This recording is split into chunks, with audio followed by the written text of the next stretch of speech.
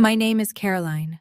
I am 33 years old and I destroy corrupt corporations for a living as a crisis management consultant. I spend my days tracking hidden assets, dismantling fraud, and anticipating disasters before they happen.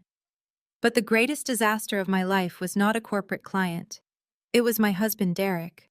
Just 3 days after I underwent a grueling spinal fusion surgery, Derek stood at the foot of my bed and delivered a mandate.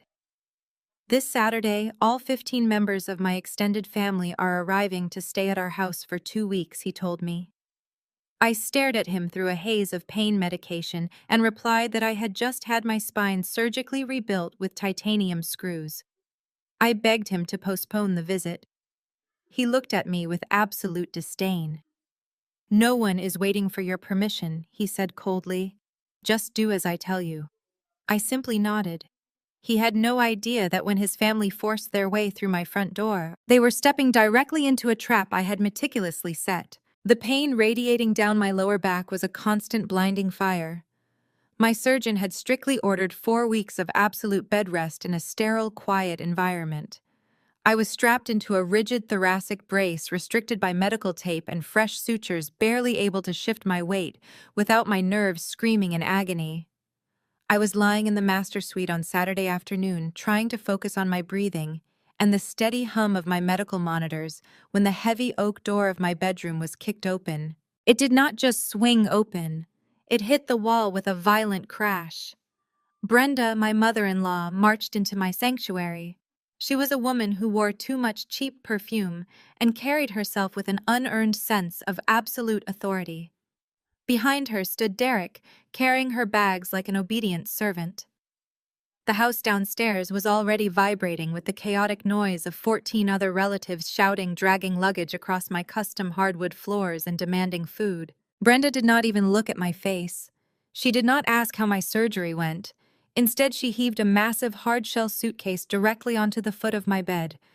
The heavy luggage crashed onto my legs. The sudden impact sent a shockwave of pure white-hot agony straight up my freshly fused spine.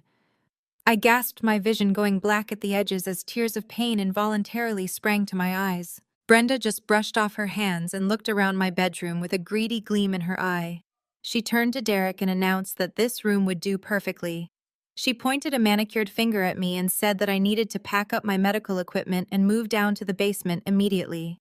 She loudly complained that her own back was feeling a bit stiff from her flight, and she required the heated mattress in the master suite for the duration of their 2-week vacation.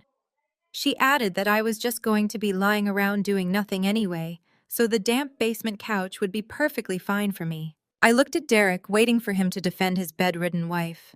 Instead, my husband of 4 years crossed his arms and looked at me with cold impatience. He told me to stop being dramatic about the suitcase and get up. He said his mother was a guest and I needed to show some respect. He actually commanded me, a woman who had her spine sliced open 72 hours prior, to unplug my own medical monitors, carry my heavy brace, and navigate 2 flights of steep wooden stairs so his mother could have my bed.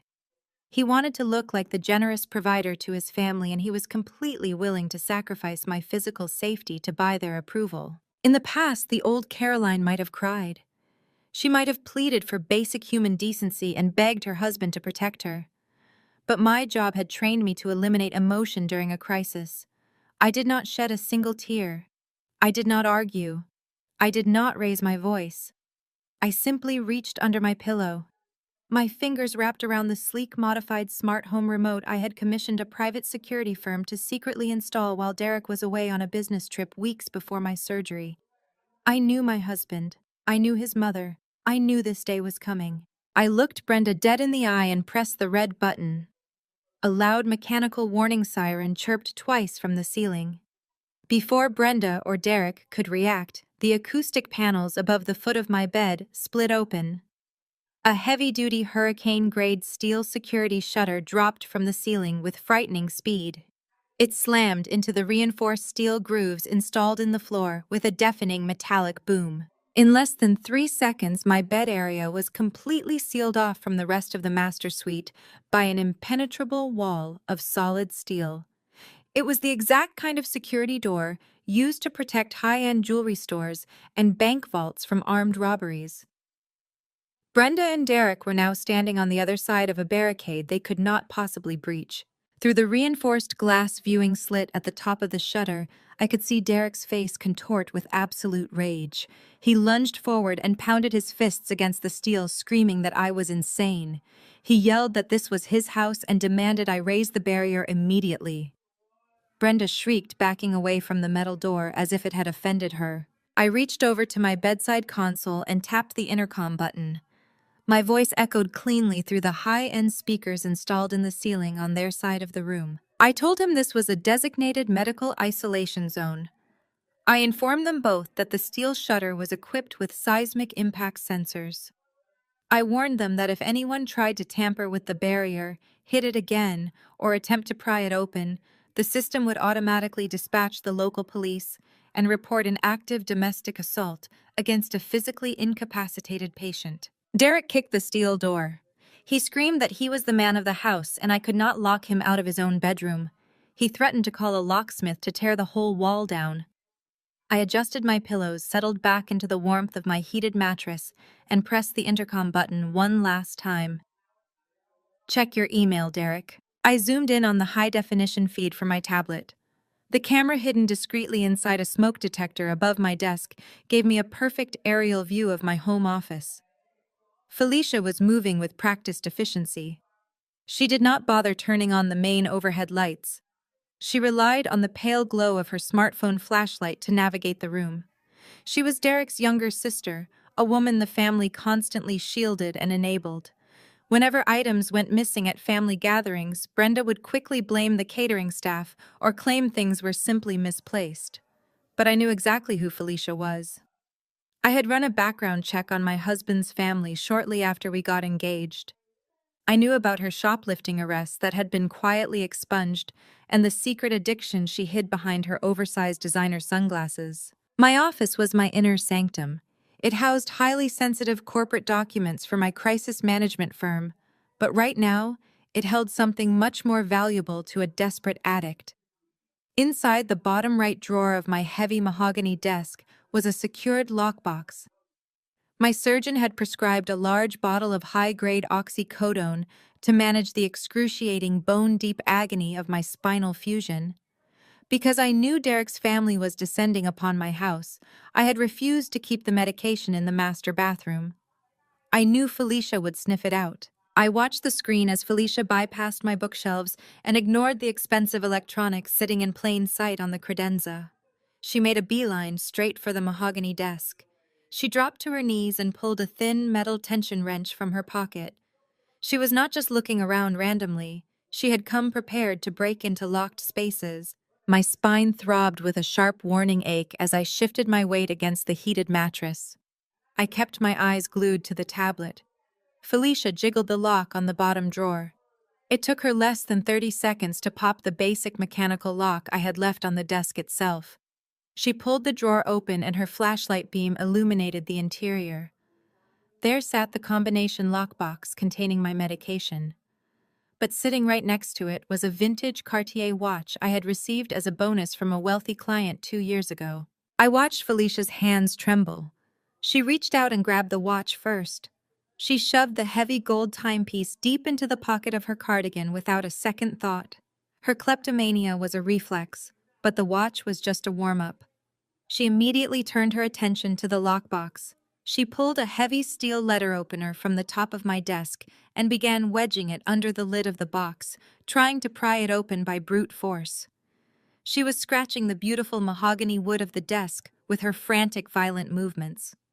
She was absolutely desperate for those pills. I did not feel angry. I felt vindicated. I had anticipated every single one of their moves. I swiped my finger across the screen of my tablet, closing the camera application and opening my smart home security dashboard. When I remodeled this house, I did not just install fancy lighting. I installed commercial-grade security protocols. The office door was solid oak reinforced with a steel core and operated on an electronic magnetic locking system. I tapped the icon for the office door. Downstairs, a heavy, unmistakable mechanical thud echoed through the hallway. The magnetic lock engaged with 3,000 pounds of holding force. On the camera feed, I saw Felicia freeze. She dropped the letter opener. The sudden loud noise of the door locking had spooked her. She scrambled to her feet and rushed over to the office door. She grabbed the brass handle and twisted it. It did not budge. She pulled harder, throwing her entire body weight against the heavy oak. The door remained perfectly solid. She was trapped. Felicia began to panic. She slapped the wood with her palms. She pulled out her phone, likely trying to call Derek, but I had already thought of that. I tapped another button on my dashboard, activating the localized signal jammer I had installed in the office for when I needed to conduct highly classified corporate negotiations. Her phone was now a useless brick of glass and plastic. I watched her pacing the room, her breathing becoming erratic. She ran to the window, but the reinforced security glass was shatterproof and locked from the outside. She was locked inside a vault of my making. It was time to let the rest of the family know exactly what their precious daughter was up to. I tapped the red alarm icon on my screen. Instantly, a deafening 120 decibel siren erupted inside the office. It was a piercing, high-pitched wail designed to disorient intruders. On the screen, Felicia clamped her hands over her ears and dropped to the floor, screaming in pure terror. The alarm was so loud it vibrated through the floorboards of my bedroom. Downstairs, the house erupted into absolute chaos. I could hear the muffled shouts of Derek's relatives as they dropped their food and scrambled toward the hallway. Through the audio feed of the hallway camera, I heard Derek and Brenda yelling over the blaring siren. Derek slammed his shoulder against the oak door, trying to force his way in. Brenda was shrieking at the top of her lungs, asking what was happening to her baby girl. Felicia was sobbing inside the room, banging her fists against the door and begging them to get her out. Derek kicked the heavy wood, shouting that it was jammed. He yelled for someone to find a key. There was no key. The only way to open that door was through the biometric scanner on my tablet. I muted the siren inside the office just enough so my voice could be heard. I pressed the intercom button connecting directly to the hallway speakers. I announced clearly that there was an active robbery in progress in my home office. I stated that the intruder was currently contained and that the authorities would be notified if the stolen property was not immediately surrendered. Derek realized I was controlling the entire house from my bed. The rage in his voice was palpable as he stormed away from the office door and marched directly to the wall panel intercom at the base of the stairs.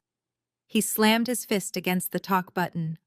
His voice crackled through the speaker by my bed, vibrating with venom. He demanded that I unlock the door this instant. He yelled that his sister was terrified and I had no right to treat his family like criminals. I simply replied that his sister had just pocketed a $20,000 watch and was currently trying to pry open a lockbox containing my highly regulated surgical painkillers. I told him she was exactly what a criminal looked like. There was a brief pause. I knew Brenda was standing right next to him, listening to every word. Instead of apologizing or showing any remorse for his sister's blatant theft, Derek chose to double down. He chose aggression. He leaned into the intercom, his breathing heavy and erratic. "If you do not let my sister out right now, I am canceling your premium health insurance. I will log into the portal and terminate your coverage today. Good luck paying for your spine rehab when you have nothing." A short, sharp laugh escaped my lips. I leaned closer to the microphone on my bedside console and pressed the talk button. "Cancel it," I said, my voice echoing cleanly through the downstairs hallway. "Go ahead and log into your corporate portal right now, Derek. I highly encourage you to try." I took a slow breath, ignoring the burning sensation in my lower spine. I informed him that his company benefits had actually been suspended 8 months ago. I told him his corporate card had declined so many times that his own human resources department had flagged his account for delinquency. I had been quietly paying the $2,000 monthly premiums out of my own private checking account, just to ensure my spinal fusion surgery would not be canceled due to his complete financial incompetence. The silence on the audio feed was absolute. The entire family of 15 people standing in my hallway had heard every single word. Derek had spent his entire adult life portraying himself as the wealthy, successful provider. He loved playing the golden boy who took care of his fragile wife. With one factual statement, I had completely eviscerated his carefully constructed identity. He was not a provider.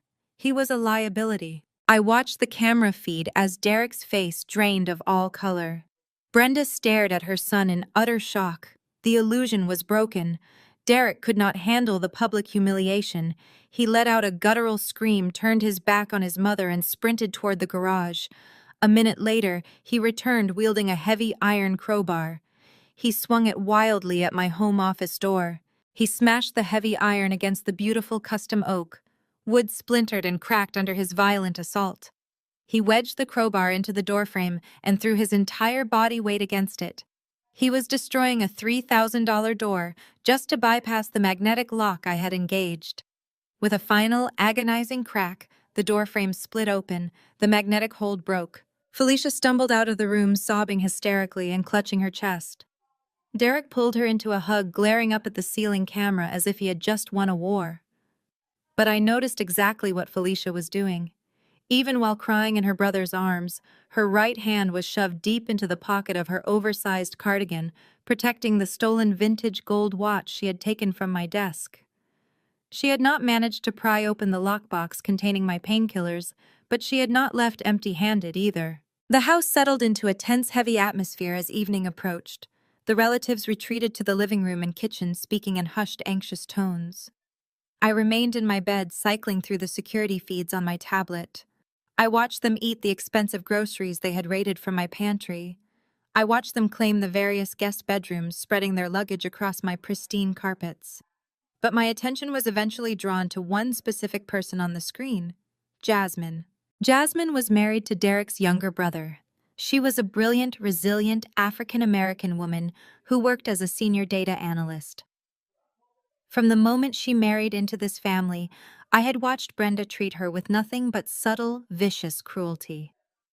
Brenda treated Jasmine like the hired help, constantly making passive-aggressive comments about her hair, her culture, and her family background. Just an hour ago, I had watched on the camera as Brenda told Jasmine to go clean up the mess Derek made of the office door, claiming Jasmine was better suited for manual labor. Jasmine had simply clenched her jaw, grabbed a broom, and swept up the splinters without a word. But Jasmine was sharp. She saw everything, and she hated these people just as much as I did. Around midnight, the house finally grew quiet. The relatives had gone to sleep. I was staring at the ceiling, waiting for my next dose of medication, when the motion sensor alert on my tablet quietly chimed. I looked at the screen. Jasmine was walking silently up the main staircase. She was not heading toward the guest bathroom. She was walking directly toward the master suite. She stopped in front of the heavy steel security shutter that sealed me inside. She looked up, staring directly into the lens of the hidden hallway camera. She knew exactly where it was. She gave a tiny, almost imperceptible nod. Then she dropped to her knees. She pulled a piece of folded stationery from her pocket and slid it under the narrow half-inch gap between the bottom of the steel shutter and the hardwood floor. She stood up and walked away without making a sound. I carefully reached over the side of my bed. Because of my spinal brace, I could not bend down. I grabbed the long mechanical reacher tool the hospital had given me for picking up dropped items. I extended the metallic claw, grasped the folded paper, and pulled it up to my bed. I unfolded the note. The handwriting was hurried but perfectly legible. It read, "Watch your food." Brenda found an old bottle of heavy sleeping pills in the downstairs guest bathroom. I heard her whispering to Derek. "She is planning to crush them up and put them in a bowl of soup for you. They want to drug you until you are incoherent. Then they are going to call an ambulance, claim you are having a severe psychological breakdown from the surgery, and petition the court for emergency medical conservatorship. If they get control of your medical rights, they think they can force you to sign over the trust that owns the house. Do not eat anything they give you." I stared at the note, my heart beating with a slow, rhythmic intensity. They were not just greedy. They were plotting a hostile, calculated takeover of my life. They wanted to drug me, declare me legally insane, and steal my multi-million-dollar property to cover up whatever financial mess Derek had gotten himself into. I folded the note and tucked it under my pillow. I checked the camera feed again. Downstairs in the kitchen, Brenda was standing over the stove. She was heating up a can of chicken noodle soup. I watched her pull a small plastic bag from her pocket. She dumped a handful of crushed white powder directly into the steaming broth and stirred it with a silver spoon. 30 minutes later, heavy footsteps echoed up the stairs. Brenda stopped in front of the steel shutter. She was holding a tray. A bowl of hot soup rested in the center next to a cloth napkin and a glass of water. She reached up and knocked gently on the cold steel. "Caroline, honey," her voice echoed through the metal, dripping with a sickening false sweetness. "I know we got off on the wrong foot today, but you need your strength to heal. I made your favorite chicken soup from scratch. Please open the door. Let us just make peace." I stared at the high-definition security monitor mounted beside my bed. Brenda stood outside my heavy steel shutter, holding that steaming bowl of laced soup, her voice dripping with artificial sugary warmth. I pressed the intercom button on my nightstand and spoke with absolute flat precision. "I am not hungry, Brenda. Take your crushed sleeping pills and go back downstairs." The camera feed captured her entire body stiffening in shock. Her fake smile vanished, instantly replaced by a mask of pure, unadulterated hatred. She realized her trap had completely failed. She dumped the toxic soup down the nearest bathroom sink, cursing my name under her breath, and stomped away. I spent the remainder of the night monitoring the perimeter of my home while finalizing the forensic audit on my laptop. By the time the morning sun hit the bedroom windows, the house downstairs was buzzing with the arrogant, entitled energy of people who genuinely believed they had conquered my territory. Brenda was not a woman who accepted defeat gracefully. Since she could not drug me and seize medical control of my property, she decided to hit me where she assumed it would hurt the most. She wanted to drain my finances. From my ceiling camera in the main entryway, I watched her lingering by the sleek marble console table. I had intentionally left an obsidian black credit card sitting in a decorative valet tray. It was a high-limit corporate account I rarely used, strictly monitored by my private wealth manager. Brenda glanced over her shoulder, snatched the heavy metal card, and slipped it directly into the pocket of her slacks. A victorious, greedy smirk stretched across her face. She thought she had just found the ultimate tool to punish me. She immediately pulled out her smartphone and called the most exclusive 5-star seafood restaurant in the city. I listened through the hidden audio feed as she loudly ordered a massive catered feast for all 15 relatives. She demanded 24 jumbo lobster tails, premium Wagyu steaks, beluga caviar, and 4 bottles of imported vintage champagne. The total bill came to exactly $4,500. She confidently read the numbers off my black card to the restaurant hostess, entirely unaware that she was walking blindly into a legal snare. I did not block the transaction. I let the massive pre-authorization clear. I wanted her to feel the absolute peak of entitlement before I tore her reality apart. 2 hours later, a fleet of high-end delivery vehicles arrived at my property. Caterers carried silver warmers and crystal ice buckets into my formal dining room, setting up a lavish banquet fit for royalty. The 15 relatives descended upon the dining table like a pack of starving wolves.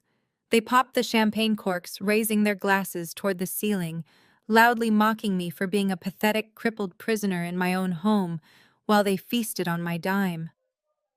Derek stood at the head of the table, his chest puffed out, bragging about how his family deserved nothing but the absolute finest luxury. I switched my tablet view to the dining room camera. Amidst the loud, chaotic celebration, Jasmine sat quietly near the corner of the long mahogany table. She was carefully cutting a piece of chicken for her young son, avoiding the extravagant seafood entirely. Brenda, emboldened by the champagne and her perceived victory, leaned across the table and locked her eyes on Jasmine. The room quieted down, sensing Brenda was about to perform her favorite cruel sport. "Go ahead and pack up those leftover lobster claws," Jasmine Brenda said, her voice laced with vicious, sugary condescension. "You should definitely take them. We all know your people absolutely love taking free handouts whenever you can get them. It must be so nice to finally eat a warm meal that your husband did not have to put on a payment plan." The entire table erupted into cruel, barking laughter. Derek chuckled, shaking his head as he ripped into a piece of meat. Felicia smirked while picking at her caviar. They were all fully complicit in the blatant, disgusting racism masked as a casual family joke. Jasmine froze. I could see the muscles in her jaw clenching so tight they looked ready to snap. Her hands gripped her fork and knife with white-knuckled intensity. She did not yell. She did not cause a scene because she knew any reaction would instantly be weaponized against her by these vicious people. Instead, she kept her head down, protecting her children from the ugliness. My phone buzzed on my nightstand. It was a text message from Jasmine. It read, "I cannot take this anymore. They are monsters." I typed back immediately. "Grab your kids, pack your bags, and go sit in the backyard patio right now.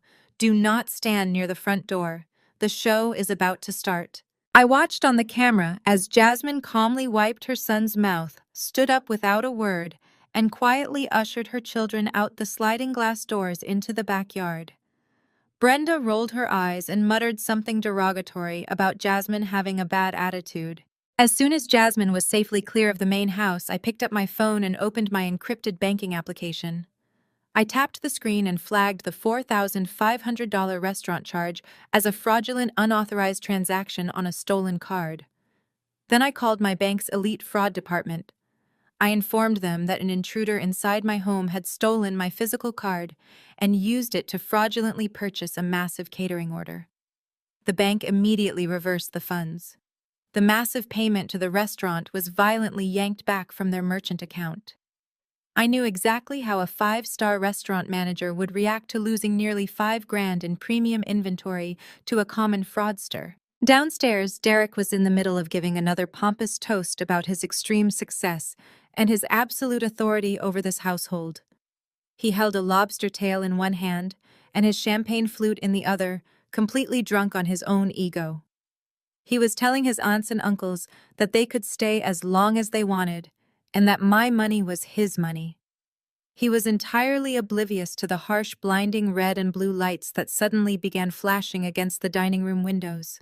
The loud crunch of tires skidding onto my gravel driveway cut through the family's laughter. The front doorbell did not just ring. It was hammered with aggressive, furious pounding. I watched the exterior camera feed as two marked police cruisers blocked my driveway. Standing furiously on my front porch, flanked by two armed police officers, was the general manager of the five-star restaurant. He was holding the canceled merchant receipt, and he looked absolutely ready to destroy whoever had stolen from him. The heavy, furious pounding on my front door echoed through the entire house. Downstairs in the dining room, Derek froze with his champagne flute still raised in the air. The loud, arrogant laughter of his 14 relatives died instantly in their throats. Through the exterior camera feed on my tablet, I watched the general manager of the five-star restaurant practically vibrating with rage on my porch, flanked by two stern-looking police officers. Derek set his glass down, his face a mask of annoyed confusion. He marched to the front door, pulling it open with the exaggerated huff of a wealthy man being inconvenienced. Before he could even ask what the problem was, the restaurant manager shoved the canceled merchant receipt right into his chest. The manager did not care about Derek's tailored shirt or his arrogant posture. He loudly announced that the $4,500 payment for the catered seafood feast sitting on my dining table had just been flagged as fraudulent and reversed by the bank. He demanded immediate payment in full, or he would press charges for theft of services. I watched the color drain from Derek's face. He turned around and looked at the long mahogany table where his aunts, uncles, and cousins were literally mid-bite into their jumbo lobster tails and Wagyu steaks. The two police officers stepped into the grand foyer, their hands resting near their duty belts. The lead officer asked a very simple and very dangerous question. He asked who had provided the black corporate credit card to the restaurant over the phone. Brenda was sitting at the center of the table. She dropped her silver fork. It clattered loudly against her fine china plate. She suddenly looked very small. She had stolen that obsidian black card from my hallway console, assuming it was just another piece of plastic I used for groceries. She had no idea it was a strictly monitored corporate expense account. When the officer stepped into the dining room and asked for the person who placed the order, the rest of the family immediately looked at Brenda. Brenda stood up, her hands trembling. She tried to use her usual tactic of playing the innocent, confused matriarch. She forced a high-pitched, nervous laugh and told the officers there must be some sort of silly clerical error. She claimed she had permission to use the card and that it was all just a simple misunderstanding within the family. I pressed the intercom button on my nightstand. My voice filled the downstairs living area, cold and absolute. I stated clearly for the police officers to hear that I had given no such permission. I informed them that the woman standing at the table had stolen my corporate card from a private area of my home and committed felony credit card fraud. Brenda shrieked, looking up at the ceiling speakers. She called me a liar and demanded that Derek fix the situation immediately. She pointed a shaking finger at her son and told him to just pay the ridiculous bill so the police would leave her alone. She expected her golden boy, the highly successful sales director, to simply wave his magic wallet and make the consequences disappear. Derek straightened his posture desperately, trying to salvage his shattered pride in front of his entire extended family. He gave the police officers a condescending smile and told them to relax. He pulled a sleek leather wallet from his back pocket and confidently slid a platinum credit card out. He handed it to the restaurant manager, apologizing for his wife's supposed mental instability and assuring them the bill would be handled right now. The restaurant manager pulled a mobile payment terminal from his jacket. He inserted Derek's platinum card. The machine processed for 3 agonizing seconds. Then it let out a sharp negative beep. The screen flashed bright red. Declined. Derek blinked.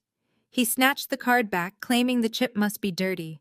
He pulled out a second credit card, a blue rewards card, and shoved it into the terminal himself. The machine processed again. Another sharp beep. Another bright red screen. Declined. A heavy, suffocating silence descended over the dining room. The relatives who just minutes ago had been cheering for Derek's immense wealth were now staring at him with wide, judging eyes. Derek began to sweat profusely. A dark patch formed under the arms of his expensive shirt. His hands shook as he fumbled through his wallet, desperately looking for a third card. He muttered that his bank must have frozen his accounts due to suspected fraud. He was grasping at straws, trying to maintain the illusion. It was time to shatter the illusion completely. I did not need to leave my heated mattress to destroy a man. I opened the screen casting application on my tablet. I selected the massive 85-inch smart television mounted on the living room wall, directly adjacent to the dining table. With one tap of my finger, I hijacked the television screen. The massive display flashed to life, bathing the stunned relatives in a bright white light. I projected a high-resolution document directly onto the screen for every single person in that room to read. It was a comprehensive compilation of Derek's personal bank statements, hidden credit lines, and margin call notices. Derek was not a wealthy provider. He was a degenerate gambler. The numbers on the giant screen were impossible to ignore. I had used my forensic accounting skills to track his secret activities months ago. The documents clearly showed that Derek had lost exactly $150,000 in reckless high-risk cryptocurrency trading. He had maxed out every single credit card in his name, taken out predatory personal loans, and drained his own savings to zero. The family stared at the massive television in absolute horror. An aunt gasped, covering her mouth. A cousin pointed at the red, negative balances highlighted on the screen. The rich, successful provider facade that Derek had spent years building evaporated into thin air.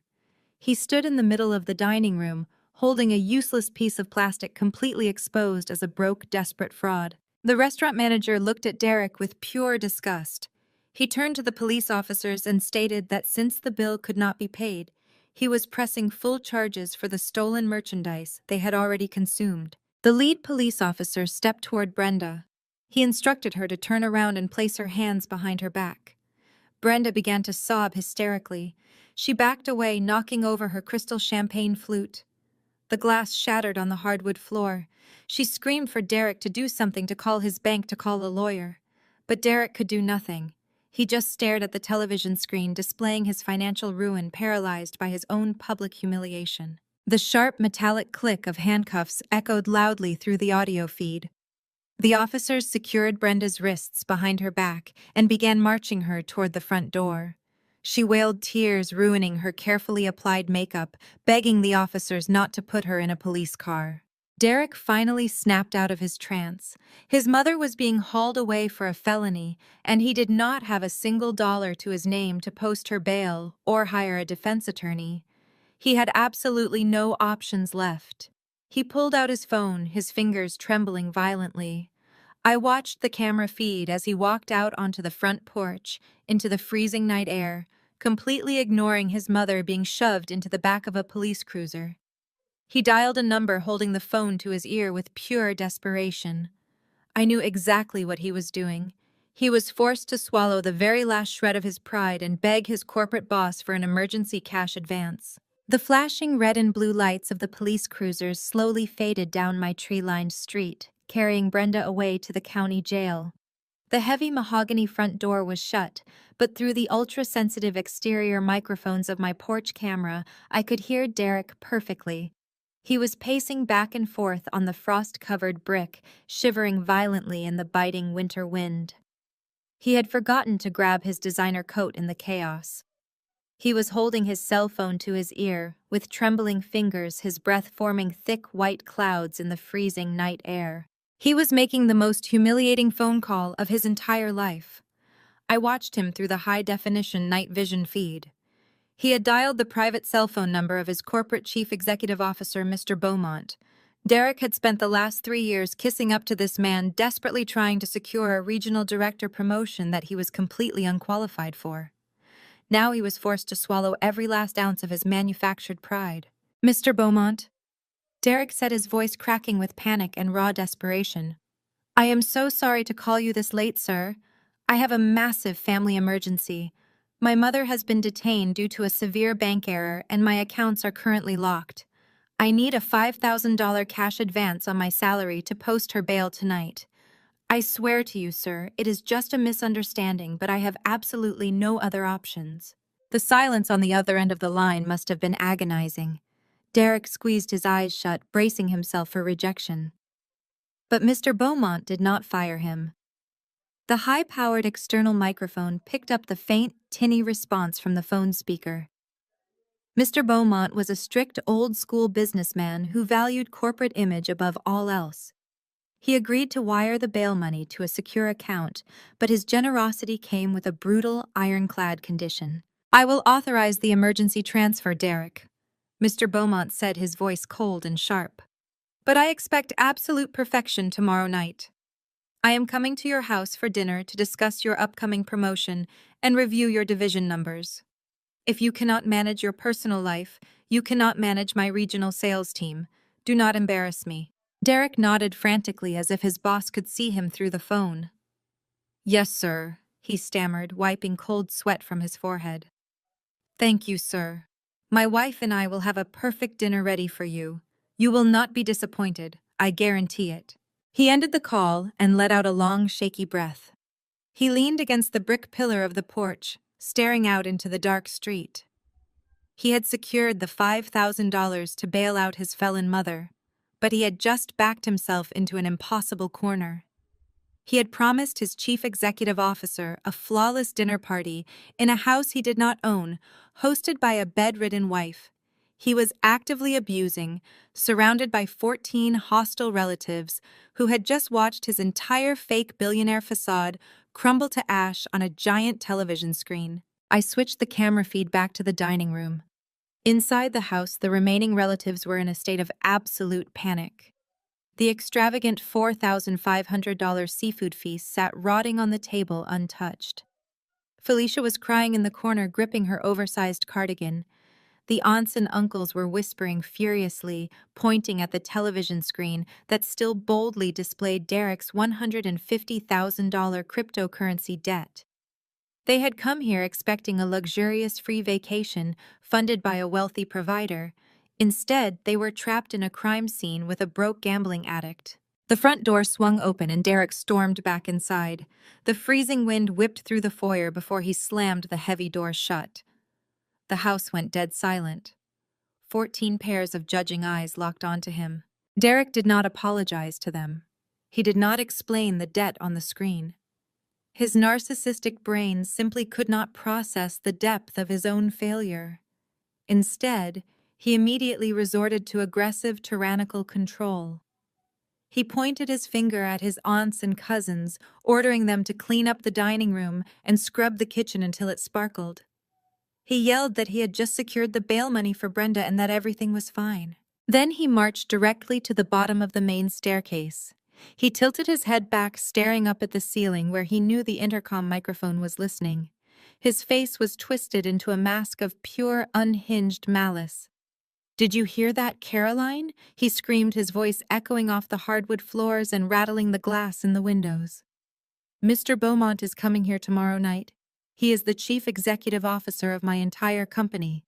He is coming to evaluate me for my promotion." He gripped the wooden banister, his knuckles turning white from the pressure. "You are going to open that steel door tomorrow," he yelled, spit flying from his lips.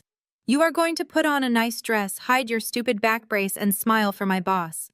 You are going to play the perfect, loving wife and serve him the best dinner of his life. If you ruin this dinner, I lose my job. And if I lose my job, I stop paying your medical bills and you lose everything.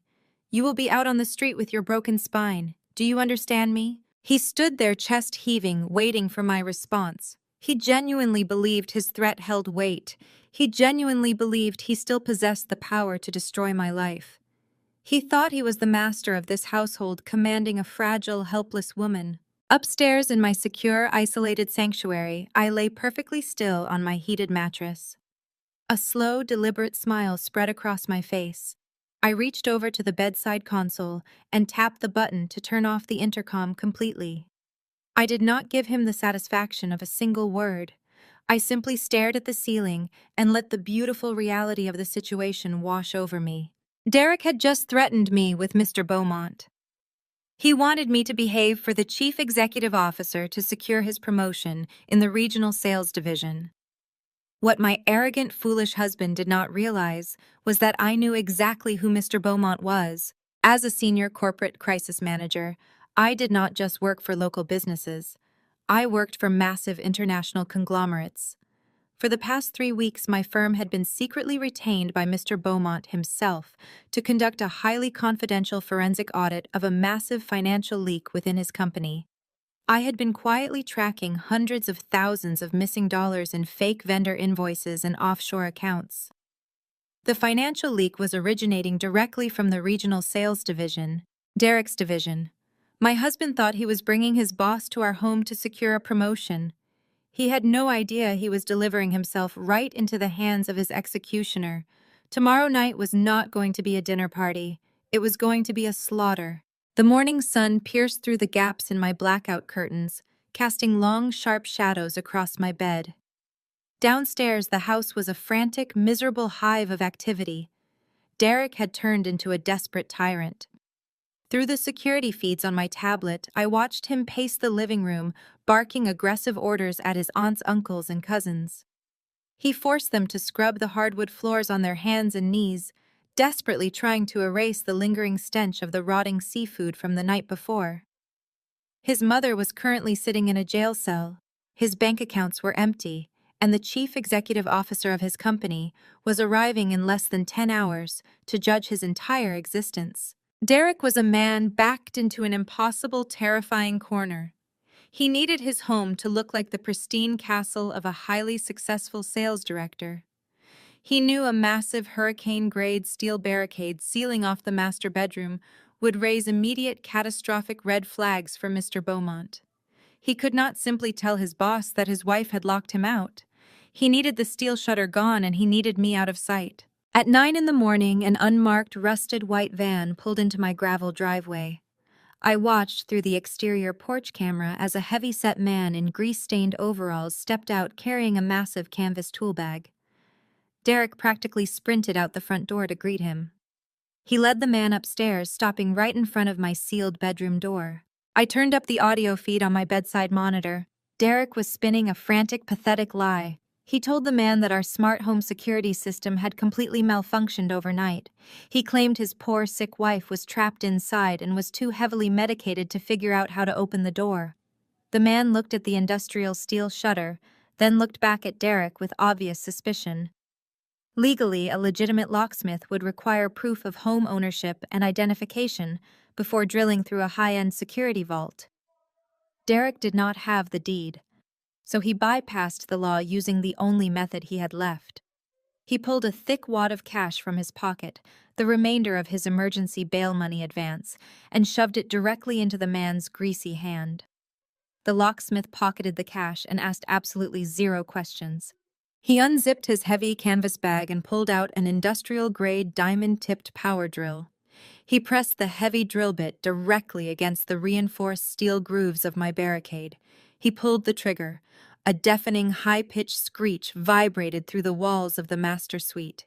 Bright orange sparks flew across the camera lens, illuminating the dark hallway. The smell of burning metal began to seep through the ventilation grates. I lay flat on my heated mattress, my heart rate steady, despite the violent noise. My physical reality was a severe disadvantage. I was strapped tightly into a rigid thoracic medical brace. My spine was currently held together by fresh titanium screws and bone grafts. I could not run. I could not stand up. I could not engage in any form of physical combat. If that steel door fell, I was completely defenseless. And Derek's intent was crystal clear. Standing right behind the drilling locksmith, Derek was holding a small plastic cup. I zoomed in on the high-definition feed. The cup was filled with water and a thick layer of dissolved white powder. It was the remaining crushed sleeping pills Brenda had left behind in the guest bathroom. He was gripping the cup with white-knuckled intensity. The moment that steel barrier breached, he planned to storm into my room, force that toxic mixture down my throat, drug me into a compliant stupor, and drag my limp body down the stairs. He was going to stash me in the damp basement, just so I could not ruin his precious corporate dinner party. He was willing to risk paralyzing me permanently, just to save his job. The drill whined louder, the pitch dropping as it bit deeper into the metal. The steel was incredibly thick, but the industrial diamond bit was slowly, relentlessly eating through the primary locking housing. The harsh vibration traveled through the floorboards and shot straight up my legs, causing my healing nerves to flare with sharp, warning pain. I did not panic. Panic is a useless emotion reserved for people without a strategy. I simply picked up my smartphone from the nightstand. I opened a highly secure encrypted messaging application I used for corporate crisis communications. I selected Jasmine's contact name. I typed 3 simple words: Execute Protocol B. I switched the camera view back to the ground floor. In the kitchen, Jasmine was diligently wiping down the marble countertops. A cousin shoved past her, intentionally bumping her shoulder and making a snide comment about her needing to clean faster. Jasmine did not react to the racist microaggression. She just kept her head down. Then her phone vibrated in her apron pocket. She pulled it out and glanced at the illuminated screen. Without missing a single beat, Jasmine set the cleaning rag down on the marble. Her face was perfectly calm, an absolute mask of cool efficiency. She walked casually toward the rear of the house, bypassing the frantic relatives in the living room. She slipped silently into the back utility corridor. She reached the heavy electronic deadbolt securing the rear garden entrance. She typed in the temporary 7-digit bypass code I had secretly provided her during the night. She grabbed the handle and pulled the heavy rear door wide open. Back upstairs, a loud metallic snap echoed through the hallway. The industrial drill finally punched all the way through the first layer of the steel housing. Derek let out a sharp, vicious cheer of triumph. He tossed the locksmith another $50 bill, grabbed a crowbar from the tool bag, and stepped forward, ready to wedge it under the track and force my shutter open. But he never got the chance to swing the iron bar. A massive thundering crash echoed from the ground floor. It was so loud it drowned out the whine of the drill. The heavy mahogany front door of my house was kicked wide open. The sudden noise paralyzed everyone in the house. Derek froze, the crowbar suspended in midair. 4 massive, heavily muscled men in impeccably tailored black suits stepped deliberately over the threshold and into my grand foyer. The 4 men did not look like regular neighborhood security guards. They moved with the silent and lethal precision of elite corporate fixers. I had retained this specific private security firm months ago on the exact same day I first discovered the massive financial anomalies hidden deep within my husband's bank accounts. As a crisis management consultant, my entire career revolves around anticipating absolute disaster. I knew Derek was a desperate man spiraling out of control, and I knew his deeply entitled family would eventually become a physical threat to my safety. I had prepared this exact countermeasure for the moment their greed turned violent. Jasmine had executed Protocol B with flawless timing. She had quietly unlocked the rear utility door, guiding my security team through the garden path and bypassing the front porch cameras completely.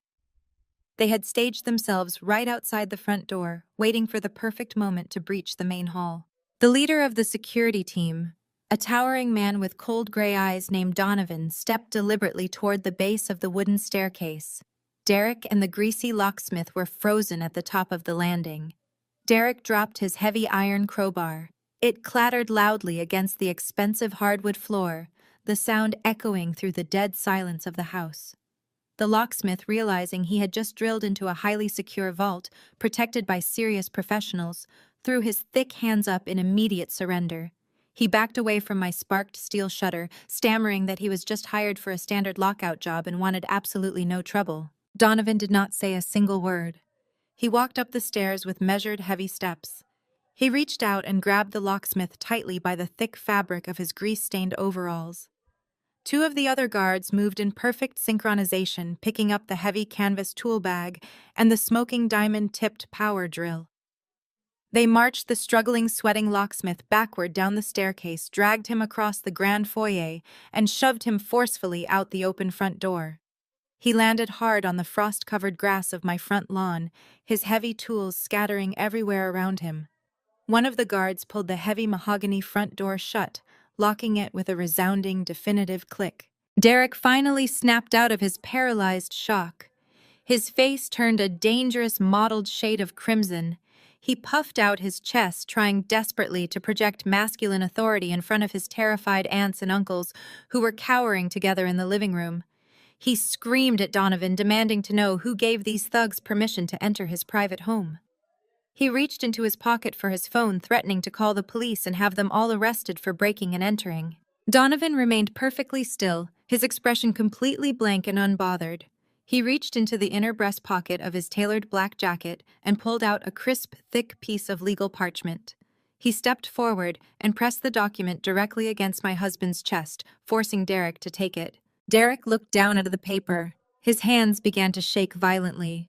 It was a formal, notarized trespassing and cease and desist warning. The document explicitly stated that any unauthorized individuals attempting to alter, damage, or bypass the security infrastructure of the property would be met with immediate physical removal. The header of the document bore the official name of the private trust that owned the entire estate. At the very bottom, signed in dark blue ink, was the signature of the sole managing director. My signature. From my heated mattress, I watched through the high-definition camera feed as the last shred of Derek's false bravery evaporated. He looked at the four massive guards who had now formed an impenetrable human wall at the base of the stairs, completely blocking any access to my master suite. My fortress was absolutely secure. His brain scrambled to comprehend how these men had bypassed the exterior gate and the smart locks without triggering the perimeter alarms. He turned his head toward the digital security panel mounted on the hallway wall. The bright screen displayed a glaring notification. The rear utility door had been opened from the inside using a temporary bypass code. Derek spun around, his panicked eyes scanning the crowded living room. His aunts, uncles, and cousins were huddled near the couches, looking absolutely terrified of the silent guards standing in their foyer. Then his gaze landed on the kitchen. Jasmine was standing calmly by the marble island. She had perfectly folded her cleaning rag and placed it neatly on the counter. She did not look scared. She did not look confused. She met Derek's furious, searching glare with a look of absolute, unshakable defiance. Derek pointed a shaking finger at her.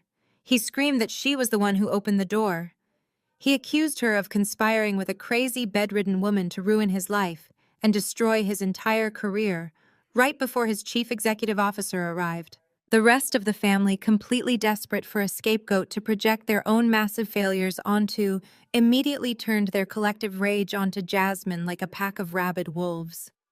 Without Brenda there to lead them, Felicia and the older aunts eagerly took charge of the cruelty. The subtle microaggressions they had used against her for years instantly escalated into overt vicious racism. They shouted that she was a traitor who had maliciously infiltrated their high-class family.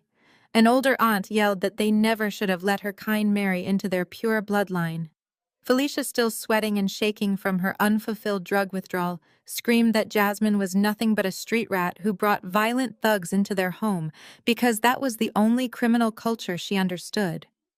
They hurled the most disgusting, hateful insults imaginable, blaming a strong, intelligent African-American woman for the destruction of their own toxic illusions. I gripped the edge of my tablet, feeling a surge of protective fury for my sister-in-law. They surrounded her, pointing fingers and shouting vile slurs, trying to intimidate her into submission.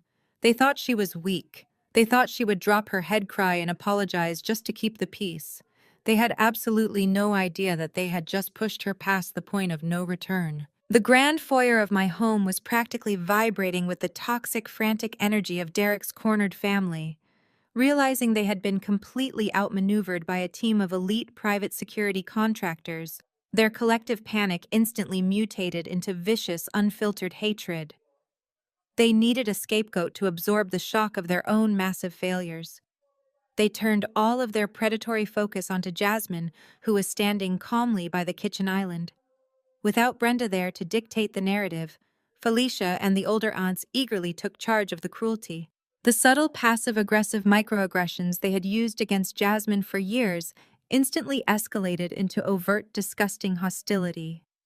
An older aunt pointed a shaking, wrinkled finger at Jasmine and shrieked that she was a malicious traitor. She yelled that they never should have let someone of her background marry into their pure, high-class bloodline. Felicia, still sweating profusely and trembling from her unfulfilled drug withdrawal, stepped forward. Her voice was shrill and desperate as she screamed that Jasmine was nothing but a street rat. Felicia yelled that bringing violent thugs into their home was the only criminal culture Jasmine understood. They hurled the most vile, hateful insults imaginable, blaming a strong, highly intelligent African-American woman for the sudden destruction of their own toxic illusions. Through the high-definition security feed on my tablet, I gripped the edge of my device. I felt a massive surge of protective fury for my sister-in-law. They had surrounded her, shouting slurs and trying to intimidate her into submission. They thought she was weak. They thought she would drop her head, cry, apologize, and retreat into the shadows just to keep the peace. They had absolutely no idea that they had just pushed her far past the point of no return. Jasmine did not cry. She did not flinch. She stood tall, her posture radiating absolute authority. She picked up a heavy ceramic mug from the marble counter and slammed it down incredibly hard. The sharp cracking noise cut right through their screaming, silencing the kitchen instantly. Jasmine looked directly at Felicia, her voice dangerously low and completely steady. "You want to talk about criminals?" Jasmine said, taking a deliberate step forward. The entire family instinctively backed up. "Let us talk about criminals, Felicia. Let us talk about how you have spent the last 5 years stealing from your own family to feed a severe addiction that everyone pretends does not exist. Let us talk about the designer watches and cash that magically disappear whenever you are in the room." Felicia opened her mouth to argue, but Jasmine cut her off with a sharp wave of her hand. Jasmine then turned her piercing gaze toward the older aunts, and finally to Derek, who was cowering behind them. "And let us talk about your pure, high-class bloodline," she continued, her words dripping with pure, justified venom. "My husband Kyle works 60 hours a week. We had a joint savings account meant for our future. Do you want to know what happened to it?" The room was dead silent. Even the security guard standing in the foyer remained perfectly still, watching the verbal execution unfold. "You drained it," Jasmine said, pointing right at Derek. "You and Brenda drained my husband's savings to cover your reckless gambling debts and your mother's endless, pathetic need to look rich. Last year, I had a severely complicated pregnancy. I needed an emergency cesarean section. Because your mother had bled Kyle dry to pay for a luxury cruise she could not afford, I had to put my life-saving surgery and my newborn son's medical care entirely on a high-interest credit card. Jasmine took another step forward, forcing Derek to retreat until his back hit the refrigerator. I bled on an operating table, Jasmine said, her voice echoing with chilling clarity. I swiped a piece of plastic just to keep my child alive, while Brenda strutted into the hospital recovery room, carrying a $3,000 designer handbag bought with my family's money. You are not a high-class family. You are parasites. You are a pack of greedy, miserable leeches who feed off anyone strong enough to actually build a life. I am done being your punching bag. I am done smiling through your racism. And I am absolutely done pretending any of you matter. Derek tried to puff out his chest, attempting to salvage a fraction of his shattered masculinity. He told Jasmine to get out of his house immediately. Jasmine smiled a cold, victorious smile. She looked at Derek as if he were a bug on the bottom of her shoe. You do not own this house, Derek, she said flatly.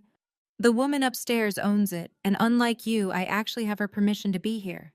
Jasmine turned her back on the stunned, humiliated family. She walked purposefully out of the kitchen and into the living area where her two young children were sitting quietly. She gathered them into her arms and picked up her travel bags. She walked straight toward the ground floor guest suite.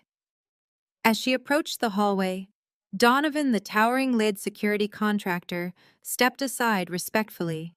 He gestured for one of his massive suited guards to follow her. The guard took up a permanent defensive position right outside Jasmine's bedroom door, crossing his heavy arms over his chest. Jasmine and her children were now completely secure. The family was rendered entirely powerless to stop her, touch her, or even speak to her. Derek watched the scene unfold with wide, terrified eyes. His entire world was collapsing by the second, and he had absolutely no control over any of it. Upstairs in my isolated medical sanctuary, I let out a long, shaky breath of pure relief and profound respect. Jasmine was a force of nature. We had never been close before this weekend, mostly because Brenda had worked so hard to keep us divided. But now we were a unified front. The afternoon slowly transitioned into early evening. Downstairs, the remaining relatives were terrified to make a single move. They sat on the living room couches in absolute silence, hyper-aware of the intimidating security guards watching their every breath.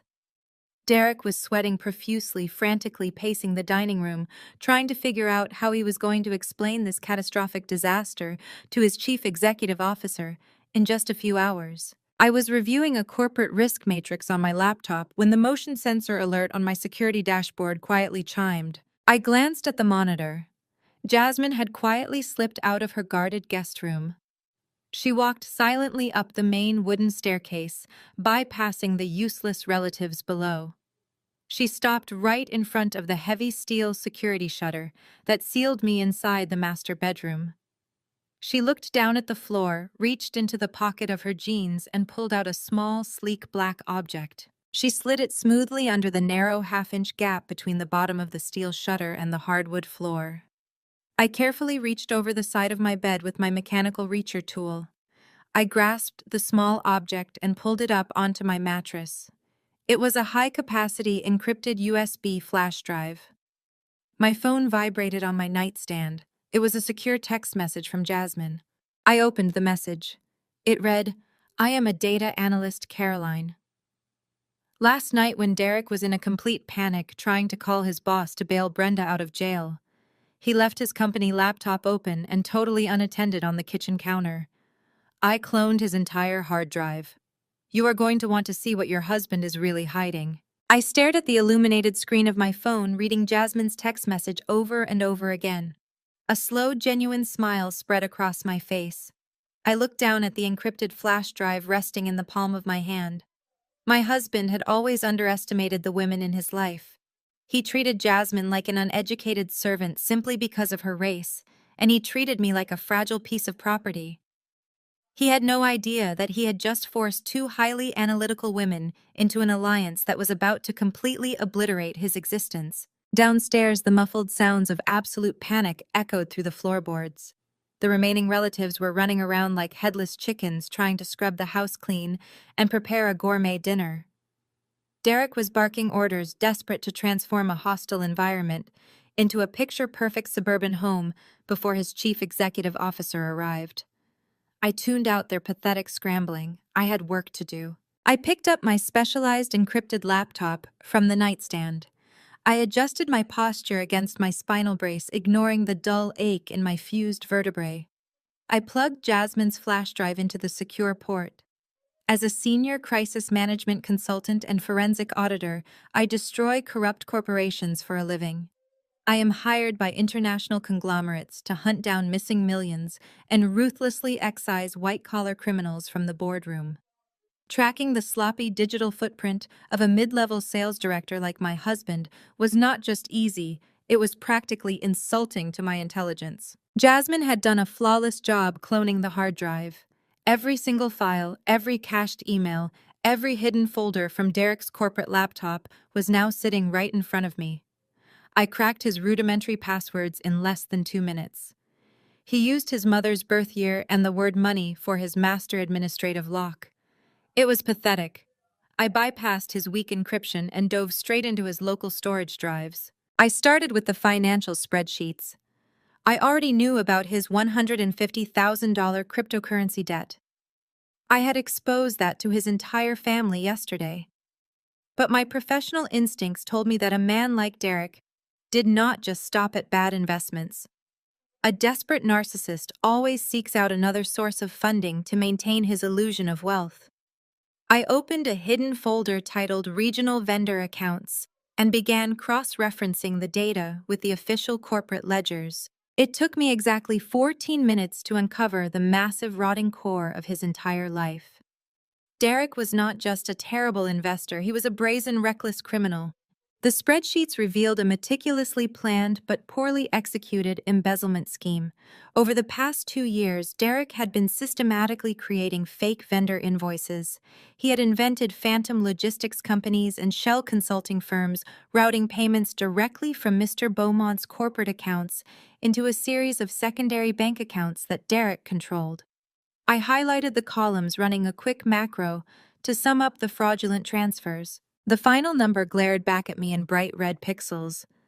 Exactly $400,000.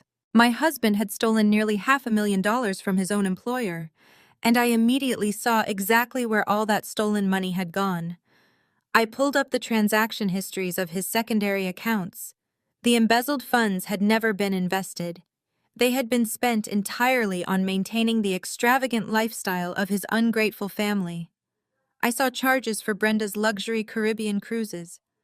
I saw tens of thousands of dollars transferred to Felicia to fund her secret designer shopping sprees and her hidden drug habits. I saw the receipts for the expensive catered dinners and the designer suits Derek wore to impress people who did not care about him. He had funded his entire golden boy persona using stolen corporate cash. But there was a massive problem looming over Derek's head. I checked his corporate calendar. Mr. Beaumont's company was scheduled for a massive third-party quarterly audit in exactly 3 weeks. The auditors would inevitably flag the fake vendor accounts. Derek was completely out of time and out of money. He needed $400,000 immediately to quietly pay back the embezzled funds before the audit caught him and sent him to federal prison. A chilling realization began to creep into my mind. I minimized the financial spreadsheets and opened his local messaging application. Jasmine had managed to clone his synchronized text messages as well. I used the search function to filter messages between Derek, Brenda, and Felicia over the past month. I found a secret group chat labeled Operation Estate. I started reading the chat logs from the very beginning. My blood turned to absolute ice. The text messages laid out a conspiracy so evil it took my breath away. The arrival of 15 relatives at my house just 3 days after my major spinal surgery was not a spontaneous family vacation. It was not a misunderstanding. It was a highly coordinated, malicious siege. The messages proved that Derek and Brenda knew exactly when my surgery was scheduled. They knew I would be bedridden, heavily medicated, and completely physically defenseless. They had planned to swarm the house, overwhelm me, and execute a brutal psychological attack. The crushed sleeping pills Brenda had tried to feed me in the soup were part of the primary strategy. They had explicitly discussed drugging me to the point of incoherence, calling an ambulance, and using their sheer numbers to convince a doctor that I was suffering from severe postoperative psychosis. Their ultimate goal was typed out in black and white by my own husband. He had texted his mother saying that once I was declared mentally unfit, he would secure emergency medical conservatorship over me. With that legal power, he planned to force the dissolution of my blind trust and immediately sell my $1.5 million home. He was going to use the proceeds from my house to quietly cover his $400,000 embezzlement debt before the corporate auditors arrived. They were going to steal my home, drug me into an institution, and leave me with nothing just to save Derek from going to prison. They had brought the entire extended family along as a smokescreen to make it look like a normal gathering gone wrong. I sat perfectly still in my bed, the glowing screen reflecting off my eyes. They thought they had backed a helpless, crippled wife into a corner. They thought they were the predators. They had absolutely no idea that I had just secured every single piece of digital evidence I needed to lock them all in federal prison for the next 20 years. And the best part was that the man they had stolen all this money from, the chief executive officer himself, was going to be walking through my front door in a matter of hours. The digital clock on my laptop screen flipped to exactly 7 in the evening. Downstairs, a heavy, sharp chime echoed through the grand foyer. The doorbell had just rung. Through my security tablet, I watched the frantic, miserable energy of the house instantly solidify into sheer terror. The scrambling ceased. The 14 remaining relatives froze in their tracks like frightened statues. Derek stood in the center of the living room, taking a deep, ragged breath. I could see a bead of sweat tracing its way down his temple. He quickly wiped it away with the back of his hand, smoothed the lapels of his expensive tailored suit jacket, and plastered on the most spectacularly fake smile I had ever witnessed in my entire life. He marched toward the front door, his chest puffed out, projecting the false confidence of a self-made titan of industry. He pulled the heavy mahogany door open. Mr. Beaumont stepped over the threshold. The chief executive officer was an imposing man in his late 50s, with sharp, hawkish eyes and a posture that demanded absolute submission. He wore a dark charcoal suit that exuded quiet, ruthless wealth. He did not smile when Derek greeted him. He simply offered a stiff, curt nod, stepping into the foyer and letting his piercing gaze sweep across the interior of my home. Derek immediately launched into a sickeningly eager performance. He enthusiastically welcomed his boss, bowing his head slightly and gesturing broadly to the expansive living area. He thanked Mr. Beaumont for taking the time to visit his home, especially on such short notice. Mr. Beaumont handed his overcoat to Derek without a word, treating my husband exactly like the subordinate he was. In the living room, the rest of the family had arranged themselves into a pathetic tableau of high society perfection. Brenda sat on the edge of my velvet sofa, wearing a string of pearls and holding a teacup, trying her absolute hardest to look like the matriarch of a wealthy dynasty. Felicia had washed her face and put on dark, opaque tights to hide her shaking legs, playing the role of the quiet, respectful sister. The aunts and uncles nodded politely, offering tight, rehearsed smiles as Derek led his boss into the room. Mr. Beaumont did not seem impressed. He looked around the grand space, taking in the vaulted ceilings, the custom-built stone fireplace, and the expensive contemporary artwork hanging on the walls. He turned to Derek, his eyes narrowing slightly. "You have a very impressive property, Derek," he said, his voice rumbling with a low, authoritative timbre. "The regional sales director compensation package must be stretching further than I calculated." I watched the camera feed as Derek swallowed hard, his Adam's apple bobbing nervously. He forced another bright plastic smile. He puffed his chest out even further and lied through his teeth. He told Mr. Beaumont that he had purchased this estate 2 years ago as a testament to his hard work and dedication to the company. He claimed he was the sole provider for the household and that he prided himself on creating a luxurious, comfortable environment for his family. He actually stood in the middle of my living room, pointing at the custom hardwood floors I had paid for, and took absolute credit for every single square inch of my success. Mr. Beaumont clasped his hands behind his back. "And where is your wife, Derek?" he asked sharply. "You mentioned she was resting." Derek waved his hand dismissively, acting as if my existence was a trivial, inconvenient footnote to his grand life. He put on a face of performative sympathy. He told Mr. Beaumont that his wife was unfortunately resting upstairs from a very minor injury. He lowered his voice, leaning in slightly as if sharing a corporate secret. He claimed that I was quite fragile and struggled with basic physical endurance, so he preferred to keep me resting quietly out of the way.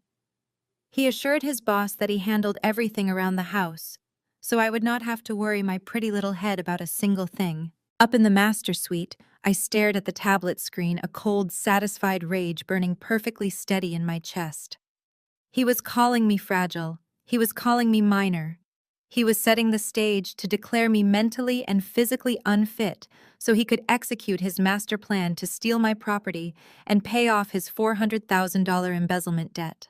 He had absolutely no idea that I had just downloaded his entire criminal history onto a secure flash drive. I closed the security application on my tablet. It was time. I carefully shifted my weight on the bed, gritting my teeth against the sharp flare of pain in my fused spine.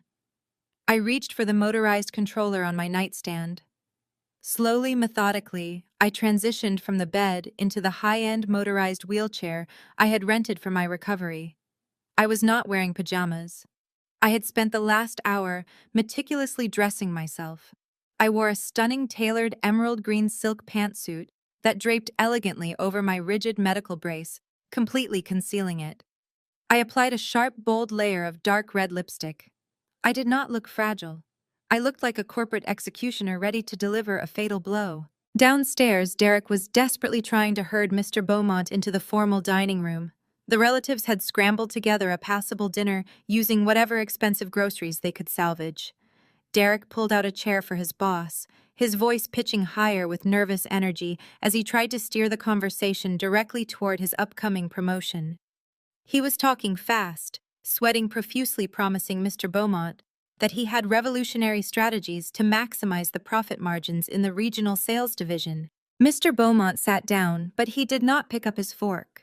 He looked directly at Derek, his hawkish eyes cutting right through the sycophantic rambling.